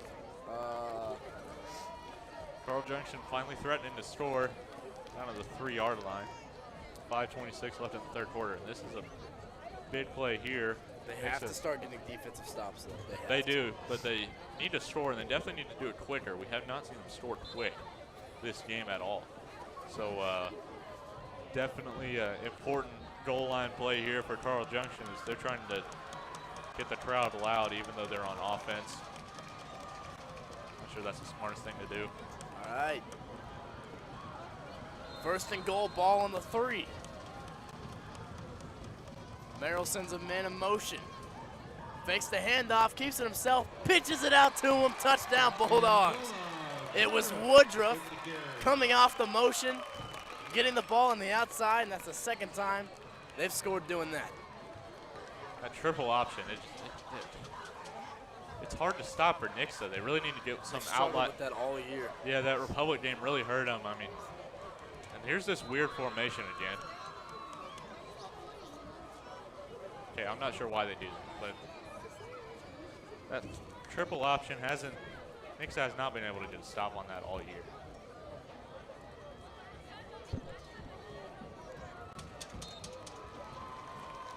Through the uprights. Takes us down to back to a 2-possession game. They have to get a stop. I mean, there's really nothing else you can say about Carl Junction's defense. Their offense is trying to do their job against Nix's strong defense, but this defense just has not done their job all night. They started out good, a couple 3-and-outs, and they've gotten 1 interception. But other than that, they just can't get anything going on defense. And Nix's offense is firing on all cylinders They've as got of to late. get a defensive stop here, though. I mean, every drive from here on out for Carl Junction is important. They need to score on every drive, and they have to get a stop on every single drive. Definitely. Especially because they take way too long to score. Yeah. I mean, 3-possession game going into the fourth quarter, you can pretty much write it off as Carl Junction. I mean, they've only scored 3 times all game, and one of them was they started at the 30, and they still took about 5 minutes off the clock. So they're a good offense, but they just can't score quick. That's the problem. They're not like Nixa or teams like this that can score at a high rate. Not like Nixa and Joplin. Might be the 2 most even-ranked teams in the conference. Nixa and Joplin? Yeah, Nixa and Joplin. Yeah, We might get a rematch of that one, and that'll be a fun one in districts if Nixa ends up playing them. For sure. Back to return. It's going to be Tyler from about the 7. Breaks a tackle. Gets a hole, massive hole. Breaks another one. Finally brought down. Finally brought down at about the 46-yard line. Not a good start for Carl Junction's defense. Nixa can get the ball like that. Good blocking all around. And Jordan Tyler, he's fast too. I mean, there's so much speed on this Nixa team.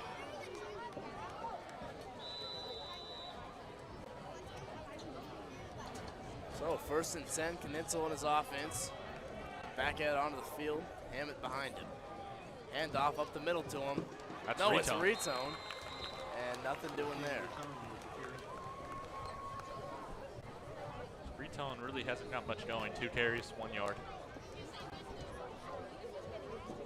The stat line, if you ask me. They're going to keep him on the field as Ward limped off earlier. I think that the passing game might be more important to him at this point of the game. Handoff, Retone. On the left side. Wrapped up quickly, though, and brought down to a gain of about a yard. Maybe 2. They gave him about half a yard. I'm not sure I agree with that. Retone's still out there. Personnel is Retone, McCracken, Michelle, Turner, and Combs. Got a lot of speed there. All 3 of those receivers, Turner, Michelle, and McCracken, lined up right next to each other, off Big to the third right. Down. Big 3rd down. Knitzel fakes the handoff, throws. McCracken breaks the tackle, can't get anything going there. And so now we have a 4th down situation. And it looks like the offense Yeah, it looks like they're going to stay on the field. Nope, never mind. Here they come. Here comes Caleb James. But Jaden Avon's out there. I mean, he's always out there. Oh, he is. No, they're punting. They're punting. Definitely punting. Well, Caleb James got a chance. He hasn't had very many opportunities like this, but he can pin them deep. I want to see them let Caleb James run it. No, he's not. I want to see it. Good punt. Not a good bounce. Not at all. It kind of rolled back a little bit, but they're good. Down. I don't know if you saw what John Dolson just did, but that might be the best thing I've ever seen him do. Tried to push that ball back without the ref seeing it. Didn't really work for him. This crowd didn't like it either. Oh, no, it did work for him. They got about a yard back after that. Crowd did not like it. That was kind of funny. No, it was at the 22 whenever he first touched it. He got about a yard off of it. The defense did their job. Now the offense needs to do theirs, but they need. I think that they capitalize. I think they need to score before the 4th quarter. And if they keep doing this, it's not going to happen. Left to play here in the 3rd. 1st and 10. Ball on the 21. Merrill looks to his left, fires, picked off. Ty Hartman's got his 2nd. Can he take it all the way? Touchdown, Eagles. It was tipped by Jordan Tyler, and snagged out of the air by Ty Hartman, who gets his second. That was a great play. Jordan Tyler getting in front of the receiver, as you saw there, getting a hand on it, and Ty Hartman with the heads-up play to get a hold of that ball and run it in, and there was no one going to stop him. Well, Ty Hartman. Defense did their job for Carl Junction. The offense did not. Not a good throw. Great catch, or great interception by Ty Hartman, running you back for a touchdown. And it's not loud over here anymore. So Antonio Perez goes down with an injury. Ty Hartman filling in the shoes, and he's done just that tonight. Gotten quite a few tackles, 2 interceptions, and 1 touchdown. Somebody on the offensive line there just got absolutely pinned.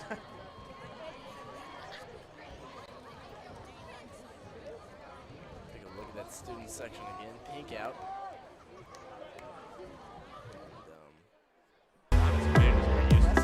As a little 7-year-old, I was always.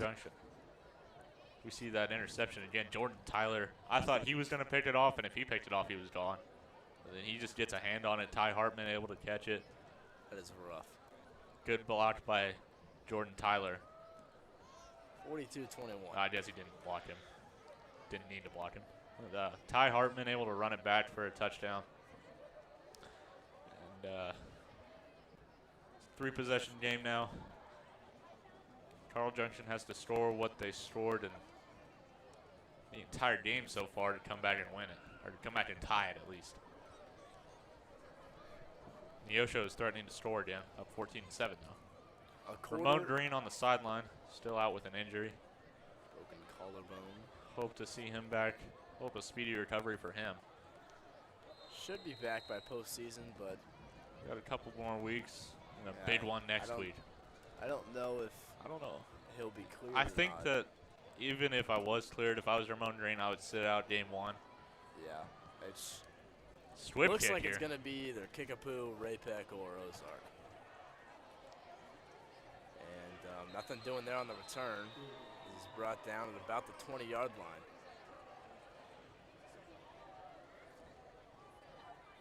It was Kyler Stewart, the usual. And here comes Merle. Facing adversity, they have to score here, Trey. They need to score, they need to do it quick. Yes. 1st and 10. Fakes the handoff, takes it himself, up the middle. Falls his blocker. Takes it down to about the 27. Got about 6 on that one. And that's going to work, but if you're down by 3 scores in the 3rd quarter, that's not really going to work. 6 yards is normally a good play. But I think that they need to average a 1st down from here on out, every play. Look to the sideline. They cannot be doing this. Yeah, they have to go quick. I mean, if they were going to run it like they have been, that clock's going to just keep ticking. And pitches it out to his man. That's Benford, who's finally back in the game, who's quickly spun out of bounds shortly after gaining the 1st down. The clock's going to stop here. They did about 5 on that one. I mean, the outside linebackers, they just have to stay out and not bite on that option. They need to let someone else get the quarterback on the option and then go for the running back every time. And it just hasn't worked. That triple option gets them every time. We saw that against Republic a lot. I mean, that kept Republic in the game. Trips out left. 1st and 10. Fakes the handoff play. Actually, it's got him in over the middle. It was Woodruff. He's got 2 touchdowns on the night, having a very impressive game. I mean, that's what they need to do every play. They need to get quick passes like that, gain a lot of yards, and keep clock stops for a second as it's a 1st down. But they need to keep that clock rolling. They can't be looking at the sideline every time. Fakes the handoff, takes it up the middle himself once again, moves it into Eagles territory across midfield. Jay Navin got in on the tackle. And he'll be brought down about the 46. Got about 5 on that one. They give him 4. 2nd and 6. Look to the sideline. See, this is what I don't get. They're doing that whenever they don't get a 1st down, but whenever they get a 1st down, they're running plays quick whenever the clock is stopped. That's interesting. Woodruff in motion. Fakes the handoff. Pitches it out to him. And he's brought down. Gets out of bounds. Out of bounds. Yeah, it's going to stop the clock.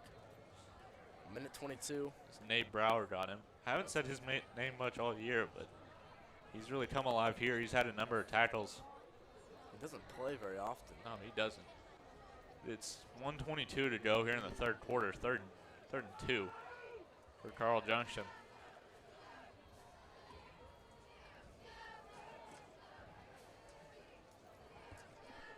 Third and 2, trips out left. Woodruff in motion again. Handoff up the middle. Benford. He's going to get the first. Fighting for more.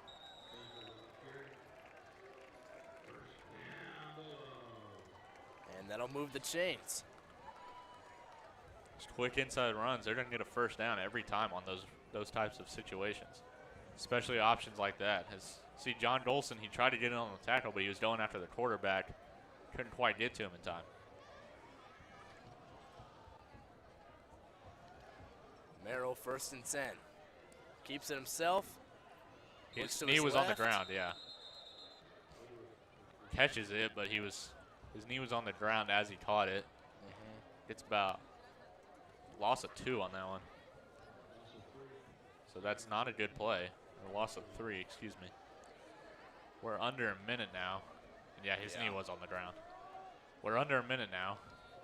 Trips out right this time. Ball on the left hash mark. It's probably a good thing his knee was on the ground. Ty Hartman was probably going to come in and flatten him. Fakes the handoff, keeps it himself. Couldn't find much doing there. He's about 4 yards. Throw the ball. Yeah, they need to throw the ball. We're under 10 to go, or under 10 seconds to go here in the third, and they need to get a playoff here at least. This is weird to me. I just don't get why they're running so much clock. They're playing like they're in the lead, and they're down by 3 scores. That's just not going to work. That ends the third. We've got 12 more minutes of football left to play, Trey. And we're going to take a break here at the quarter. 42-21. Your Nixa Eagles lead it. We'll be back. Mr. Callahan, you wouldn't wait for your car to break down before tuning it up, would you? Of course not. That's why I like our VIP membership. 3 times a year, get your systems tuned up, so when you need it, you're ready to go. We schedule the clients in advance to get them on the calendar, no worries. Tune up your AC, furnace, and water heater. We're here to help before you need help. That's good thinking. Look at you being the smartest kid in the class. Oh, I've been there. It's overrated. Call Air Services today.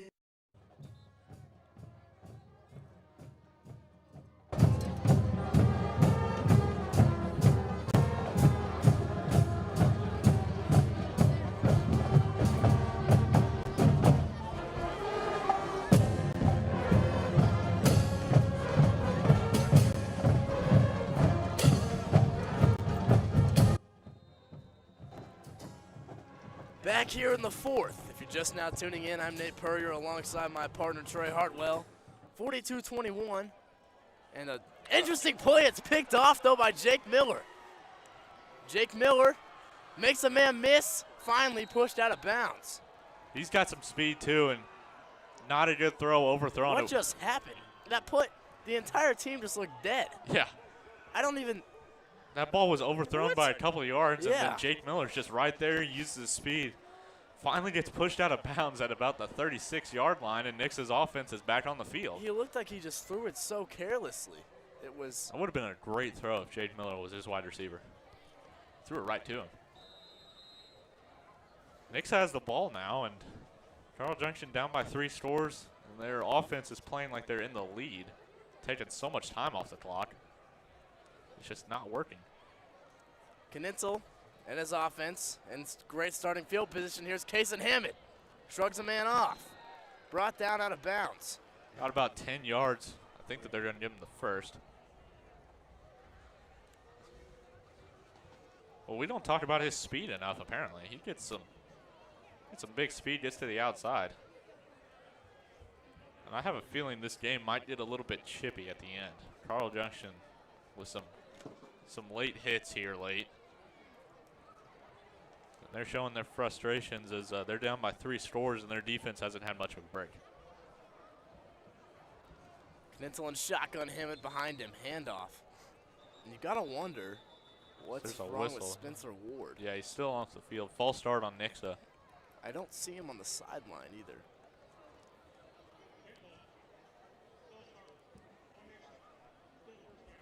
Be 1st and 15. Yeah, I don't see Spencer Ward on the sideline anywhere. You look for that 9. It was probably at the trainers. Yeah, you have to hope that he is okay. Yeah. They need him going into these later stages. There was no injury timeout earlier. But he's not on the field, and I definitely don't think that he'll be in the game for the rest of the night. Seeing the score and seeing the situation. Him and Ramon Green, very similar running backs. Yeah, they're both. You can't have both of them hurt. Yeah. Hammett can't really find anything doing there. Spins off his blocker, though. Finally gets taken down. Yeah. Just waiting for that play to develop, and nothing really happened. I thought he was going to break through the outside and get another big rush out of it, but he couldn't quite get there. Be a loss of 2. As that play was kind of blown up, the offensive line just wasn't holding their blocks good enough. Trips out to the right. Caleb Combs by himself on the left, and we see this formation quite a bit. Case and Hammett off to the left of Knitzel. Knitzel drops back, wants to throw. Wanted Caleb Combs, but the pass was tipped out of the air. It was number 34, Johnny Starks, the sophomore, who got a hold of it. It's a good play by him to jump it. He had all kinds of protection. He could have gone anywhere he wanted with that, but that was a good athletic play. Yeah, it was. Combs couldn't quite get back to it.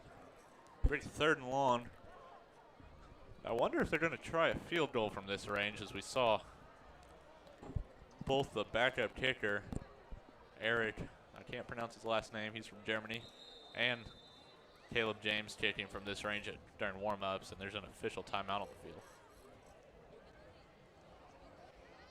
I don't know what's going on here. But Coach Perry is on the field talking to Jordan Turner. This is the coaches thought there was a timeout called from Carl Junction. The Carl Junction coaches thought there was one called from Nixa. Trips out right. 3rd and very long. Knitzel drops back. Lots of time. And overthrown his man, Austin McCracken.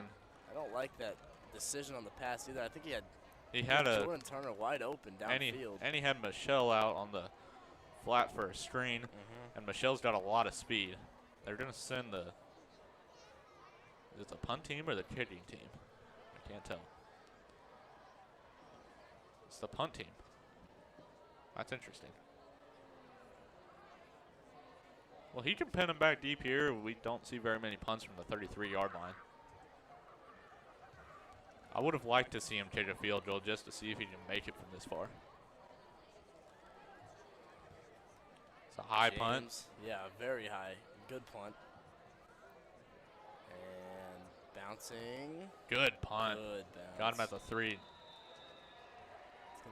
It's going to down about the 2 or 3. John Dolson tried that again. Didn't work that time. But now they've got a long 97-yard field to go. Or 96, they're at the 4. Let's see if he... Yeah, it's at the 4. Yeah, he tried to push it back. Or no, that wasn't even John Dolson that time. I don't know who that was. It's an interesting... Well. Pinned deep in their own territory. Got a long field to go, and they need to score quick. Hands it off. Benford looking for a hole. Finds one. Good running there. Patient running.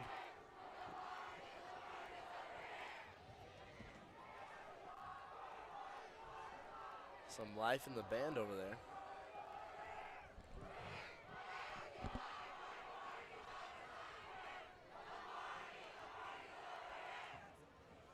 loving this band. 2nd and 6. Hands it off. Hand off to Benford. Makes 2 men miss. It's got a hole. Wrapped up quickly by Jake Miller. Somebody was just pancaked after the play. I think it was Jackson Teeter. Someone wanted a face mask. Don't think I saw a face mask anywhere. No, there's definitely not a face mask. But they get the ball outside of the 20-yard line. They're at about the 21 now. Nothing like football fans out west. There's some great people out here. Carl Junction's media guys, their announcers have got to be my favorite announcers to listen to. They are so fun to listen to. And it's going to be Benford on the right on the outside. Ooh, he got flipped. Wasn't much of a hard hit. It wasn't a hard hit. It was just the way that it was. It looked a lot harder than it was, but under 10 minutes to play now. So they keep on running, but they're starting to get first downs more. They're trying to run quick here. Nope, they look at the sideline. Could have told you that was going to happen. So we see on that replay. Yeah, it was just the way he got hit. It wasn't really a hard hit. Fakes the handoff, keeps it himself. Merrill gets around a block. He's got the first down and more. Brought down just shy of the 50. A ref was just taken down on the play. That was a good run. Everyone fell for the pump fake. Here. Yeah. Some good blocks. A couple players ended up on the ground, but I think he might have tripped over his own blocker. That's definitely frustrating as a runner. Yeah, it may have been a good thing, though. Jaden Naven Jaden Naven was out there. Heat-seeking. See, the clock starts running, and then they look at the sideline. Can't do that if you're down by 3 scores. Fakes the handoff, keeps it himself. Merrill. He's taken down. Just shy of the 40. He's going to get a first there to stop the clock. Moving the chains. Now they're starting to move quick. This is what they needed earlier in the game. A lot earlier, yeah. I mean, way earlier, about 30 minutes ago, and this might be a different ball game. Right now, though, it's not looking too shy. 3-possession game here with 8 minutes left to play. Their defense has come alive. Only 1 score for Nixa in this half. So they run that triple option. This time they hand it off. Here's Benford moving around traffic. Shrugs Jake Miller off of him.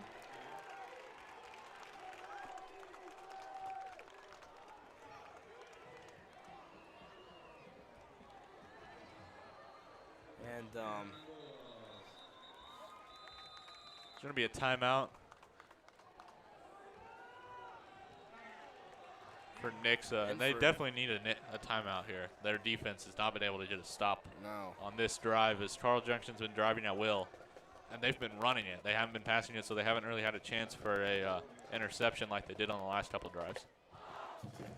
See that crowd over there for Nixa. Not a bad turnout. I mean, that visitor stands are packed. Hey, Willard just tied it up. 14 all. Hey, if we get out of here fast enough, we can go over there and catch that one. Catch the ending of that one. That's the last thing I want to do tonight, Trey. Volleyball tomorrow. That'll be on YouTube. Brady Retail and Parker Mann on the call on that one. All-day tournament. Softball, that'll be pay-per-view on Misha TV with me and Ryan Retone on that call.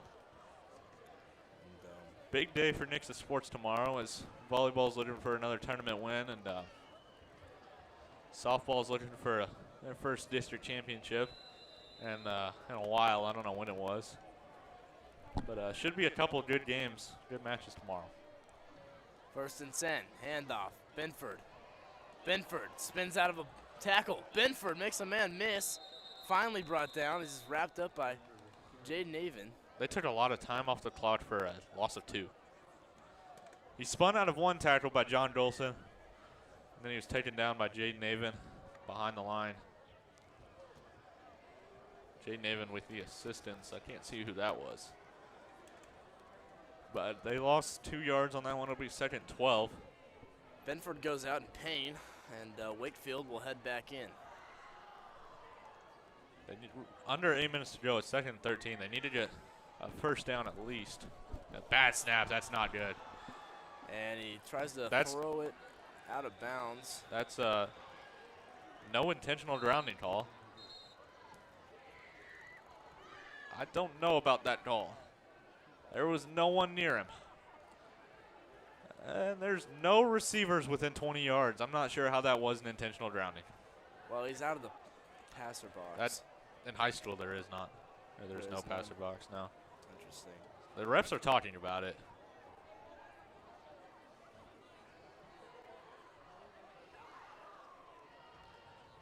Yep, there it is. Intentional grounding, that's a big play. And gotta love Coach Carl Junction Buckmaster fans. does not yeah. like it. Fans don't like it either. That definitely was intentional grounding. There was no one within 20 yards of him.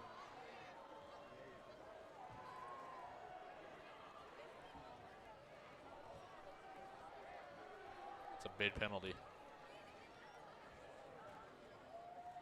2nd and about 30.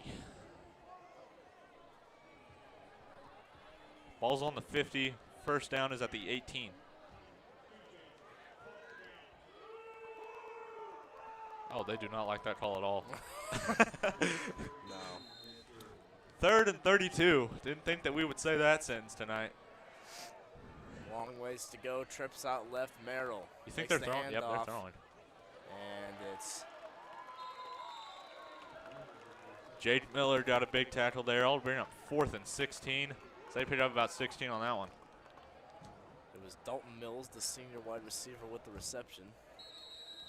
Timeout, Carl Junction.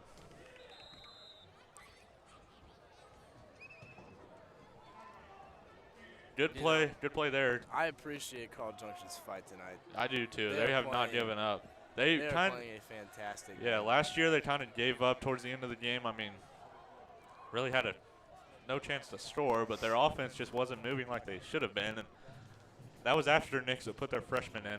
So definitely showing a lot more fight this year than they did last year, as it's 42-21. But 4th down and long. If they don't get it here, I might say that this one's over, if it's not already. It's a 21-point game, and Carl Junction needs to score 21 in 7.5 minutes, and they've only scored 21 in the entire game so far. They really have fought really hard this game. Just errors. But there's a lot of young kids on this team. They are. This Carl Junction team. This is going to be. Quarterback, and then Chase Benford, a junior. This is going to be a scary team in the conference for the coming years. Yes, definitely. Carthage, though, it's going to be hard to beat them. Merrill, Deep pass. way overthrown, and it's picked off by Jordan Tyler. That's who a 2. has got his 2nd of the year. Two game-sealing interceptions in the past couple weeks. Yep. And I think that all the life from this side of the stadium just went out. Well, there's one guy clapping. I would have liked to see him just bat that ball down, because that was kind of like a punt that ended up at the 2-yard line. But I would have liked to see him just bat it down. Nixa would have a lot better field position, but now they can run the clock, because they got a 98-yard field. Seven and a half to go as that offense comes back on the field.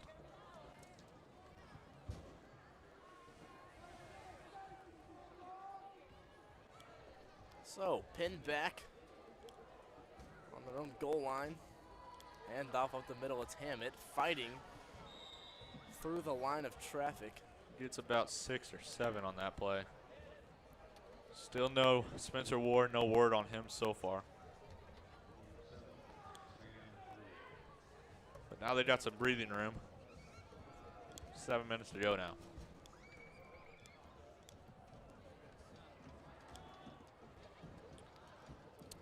Trips out left here. Knitzel. Yep, there's a flag on Carl Junction, and now it'll be a first down for Nixa.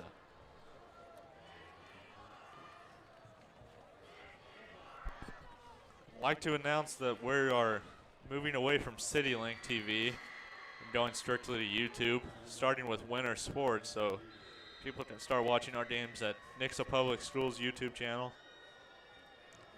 or follow mine or Nate's Twitter. Trey_Hartwell is mine. You really put me in this position, Trey. You don't know your Twitter? No. At per your Nate. Kason Hammett brought down very quickly. And now the student sections are starting to trash talk a little bit, as Nixa started with a "this is our house," and then Carl Junction responded with "we can't hear you," down 21. Not sure that was the smartest thing to do, but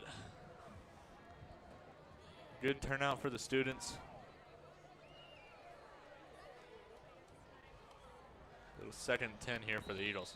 Trips out left and a flag. It's on Carl Junction. Shooting themselves in the foot. Yeah, they're starting to look like what they did last year, and they have no fight left in them.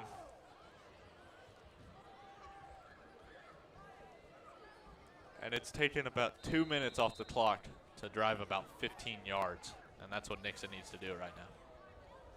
Retone will come into the game for Kason Hammett, and McCracken will line up behind Connor Knitzel. Trips out to the left. And it is Austin McCracken with the speed. One man to beat. Finally brought taken down down. at the 18. And Oh, Trey, man. Interesting game here. Webb City and Ozark going at it right now. That could be interesting, Trey. What's the score? Well, I just had it, and now I lost it. What happened? Webb City. This is why you're one of the best What is play-by-play happening? announcers in the conference. I have never said that in my life. Oh, it's up here. All right. 49-35. Wow. Fourth quarter. Have to say Webb City's going to pull away with that one, but Ozark putting up a lot of scores on them. Hammett. Breaking some tackles. Got about Riding 7 to on the that one. 10. Under 5 to go now. Nixa threatening to score once again.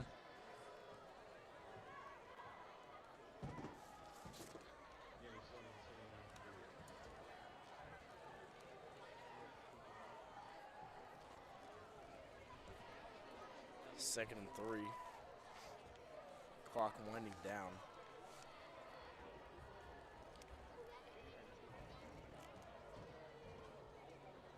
And, oh, Joplin 19, Branson 16 in the fourth. Oh, my. Wow. That's something to look at. Hammett up the middle again. Nothing really doing there.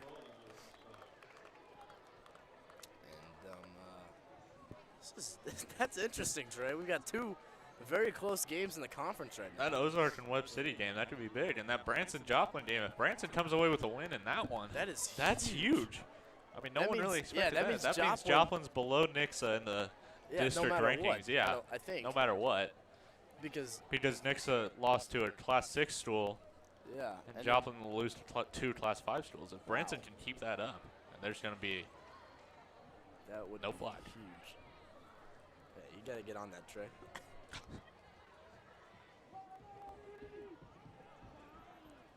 Oh, my.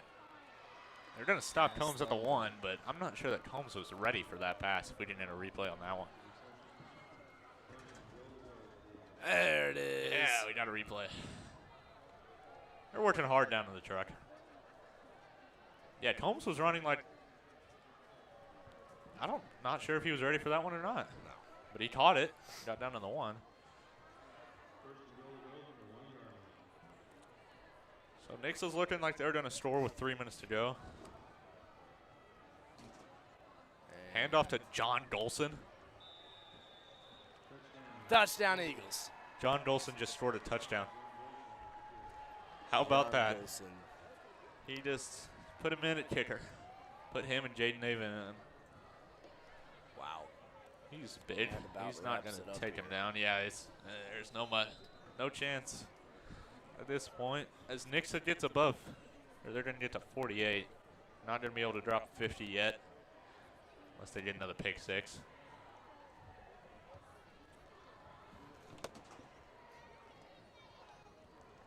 James through the uprights. Good. 7 for 7 on the night. Wow. That about wraps it up here, Trey. That does, yeah. 3 minutes left to play. I have to say, there's really not much Carl Junction can do at this point. Down 3 scores. Just excited to get back in that van. Need that heat. Had some great food before this game. Randy's Drive-In in Carl Junction, Missouri. Fine establishment. Love that place. Every time we come to Carl Junction, we eat there. Fine establishment. Great place to eat. The Birdhouse does not compare to Randy's. Not even.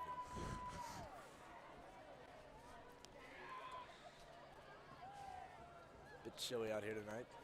Wish I could pull up that Joplin-Branson game. It's not loading for me. Come on, Trey. I'm counting on you here. The entire state of Missouri is counting on you here tonight, Trey. Do you think the whole state of Missouri's watching this stream? Yeah, I do. They're not watching the Joplin-Branson game? No. No shot. They're watching the 57-degree, 48-degree. Oh, it dropped to 48. Oh, I got it. 49-21 blowout here out west in Carl Junction, Missouri. That game is in Branson. Carl Junction has fought so hard. Oh, my goodness. Someone just got smacked on this side of the field. It's going to be taken down by Kason Hammond, though.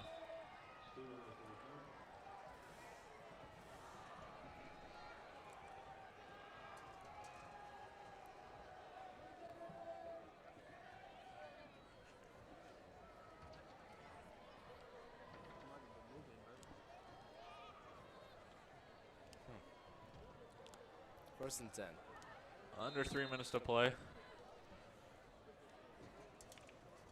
Merrill's got 4 out wide.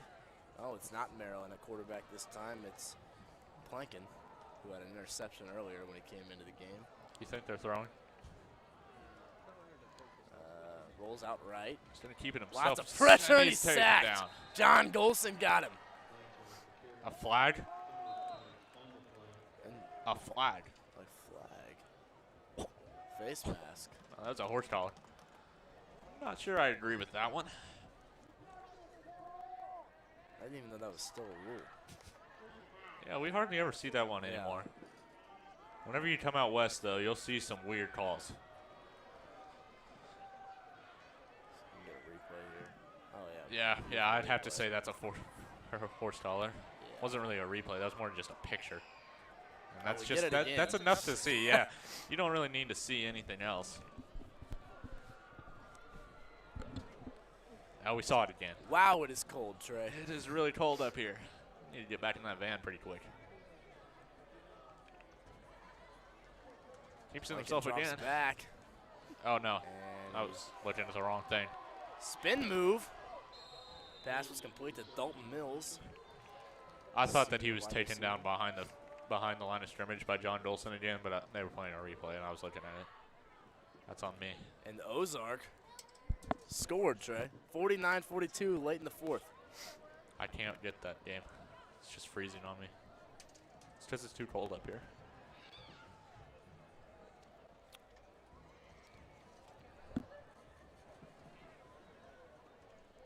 And that clock is winding. I would have to say that they're not really trying to win at this point. They just want to put points on the board. They're throwing. Lincoln drops back, wants to throw. He finds Mills once again on the right sideline, moving into Eagles territory. We've reached the 2-minute mark.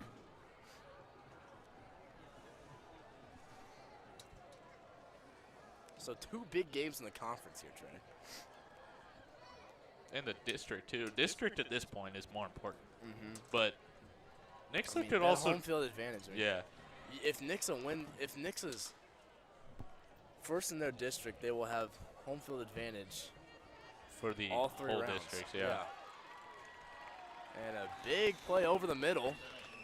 Could have seen this earlier in the game. It might be closer. It Under was 2 minutes to go, Woodruff, though. who has had a fantastic game. The senior on senior night with, I believe, 3 touchdowns. Dupree Jackson ran for a touchdown, making it 56-42 Webb City. That was quick. That was pretty Dupree quick. Jackson out for the majority of last week's game versus Nixa. Came in the fourth quarter with a wrapped-up hand. Just kind of the last resort, yeah. Plankin has nowhere to go. Thank you to whoever runs the Central Ozark Conference Twitter account for updating us on that one. And number 4, Lebanon, something to note here, doesn't really affect us in any way, but gets upset by Rolla. Wow. 24-20. That's a big one, yeah. Unranked Rolla tops them off. Well, one game that we kind of expected this to happen. Carthage 35, Republic 14. Oh, Tiger versus Tiger. You know, Republic might be the best team at talking trash for not having anything to show for it, in my opinion. I mean, if you look at the stats They've had here, some good games, but... Well, I mean, if you look at the week that led up to when they played Nixa, the week that led up to when they played Joplin. Yeah, I don't know why. And Carthage. They were trash talking Carthage too. Yeah. They trash talk teams they shouldn't. A minute 28 left to play here in the fourth. Neosho took a 21-14 lead over Willard. Less than 2 minutes to play. That game might be over. That tweet came out 9 minutes ago. Appreciate Lucas Davis for updating us on that one. An interception. This game's over. Stiff. Number 10. Who was that? Tanner Grant, the junior. I didn't even have to look at the number, but I saw the net guard, and I knew who it was immediately, Trey. That ball just kind of floated into his hands, and that'll pretty much do it. A lot of turnovers here late.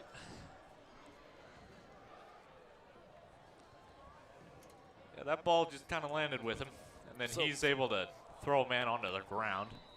Branson has the ball. Oh, that game.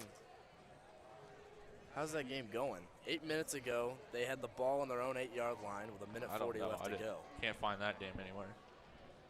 The Branson job. Yeah, that's what I'm looking for. Any updates? If I had internet up here, or service out here in Carl Branson Junction. connects on a long pass that is called back due to a holding penalty. And Joplin survives. Oh. 21-16. That hurts. Gets the safety with a sack in the end zone. And that does hurt. That hurts. Man, Wow. that would have been a big one if Joplin lost. So, I mean, Joplin, they're beatable. Joplin is They are beatable. not Carthage. If Spencer Ward didn't go out of that game, if that game was at home. Carthage has a chance at winning the Class 5 state championship. By It's a very mile. good one. Yeah. They may be the best team in the state of Missouri. They might be, yeah. They're underappreciated because they're not one knee, and this game's over. Yeah, it is. But they're all patting each other. yeah, but Carthage, they can beat anyone by 30. I'm kind of scared for next week to see what happens, but it could be a good game. You never know. I mean, they're beatable, but we haven't seen them play a game where they could have been beat yet this season. Yeah. They've blown out Webb City. They blew out Joplin. And that scoreboard turned off before the game was even over. But it's a big week this week for Nixa's Nixa's team overall. This is going to be a big week of practice for Nixa leading up to Carthage. That's pretty much.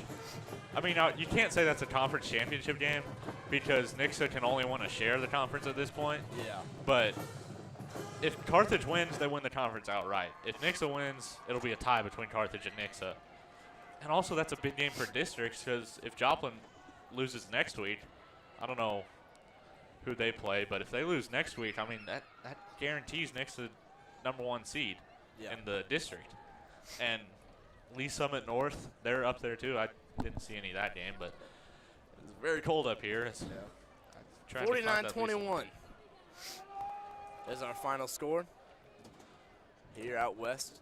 Carl Junction. The Bulldogs, they fought hard, fought incredibly hard. I mean, you got to give them credit for that.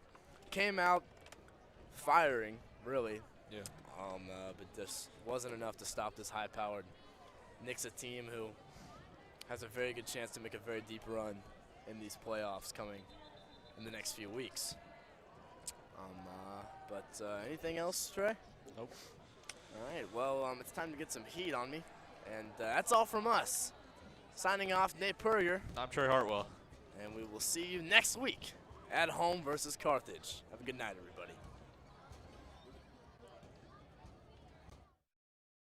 Mr. Callahan, did I see you on Air Service's Twitter account? I'm not really a Twitter-er. You don't tweet? Hashtag quick fun? Hashtag happy clients? No. No hashtags. Hashtag why not? It's a pound sign, a number symbol. When was it ever called that? Forever. You mean hashtag pound sign forever? I'm not doing it. Hashtag stubborn boss. Hashtag stop it. See? Now you're talking. Hashtag not funny. Call Air Services today. Mr. Callahan, what's your favorite day? Friday. Favorite time? Morning. Why? Well, Air Services offers online bookings so you can schedule around your favorite time. That's a great option. Now you can choose what works best with your schedule. No waiting, no operators, no canned music. Please make it stop. And with online booking, you don't have to talk with anyone. I'm liking this more and more. Call Air Services today. Mr. Callahan, you wouldn't wait for your car to break down before tuning it up, would you? Of course not. That's why I like our VIP membership. 3 times a year, get your systems tuned up. So when you need it, you're ready to go. We schedule the clients in advance to get them on the calendar. No worries. Tune up your AC, furnace, and water heater. We're here to help before you need help. That's good thinking. Look at you being the smartest kid in the class. Oh, I've been there. It's overrated. Call Air Services today. Mr. Callahan, did I see you on Air Service's Twitter account? I'm not really a Twitter-er. You don't tweet? Hashtag quick fun? Hashtag happy clients? No. No hashtags. Hashtag why not? It's a pound sign, a number symbol. When was it ever called that? Forever. You mean hashtag pound sign forever? I'm not doing it. Hashtag stubborn boss. Hashtag stop it. See? Now you're talking. Hashtag not funny. Call Air Services today. Mr. Callahan,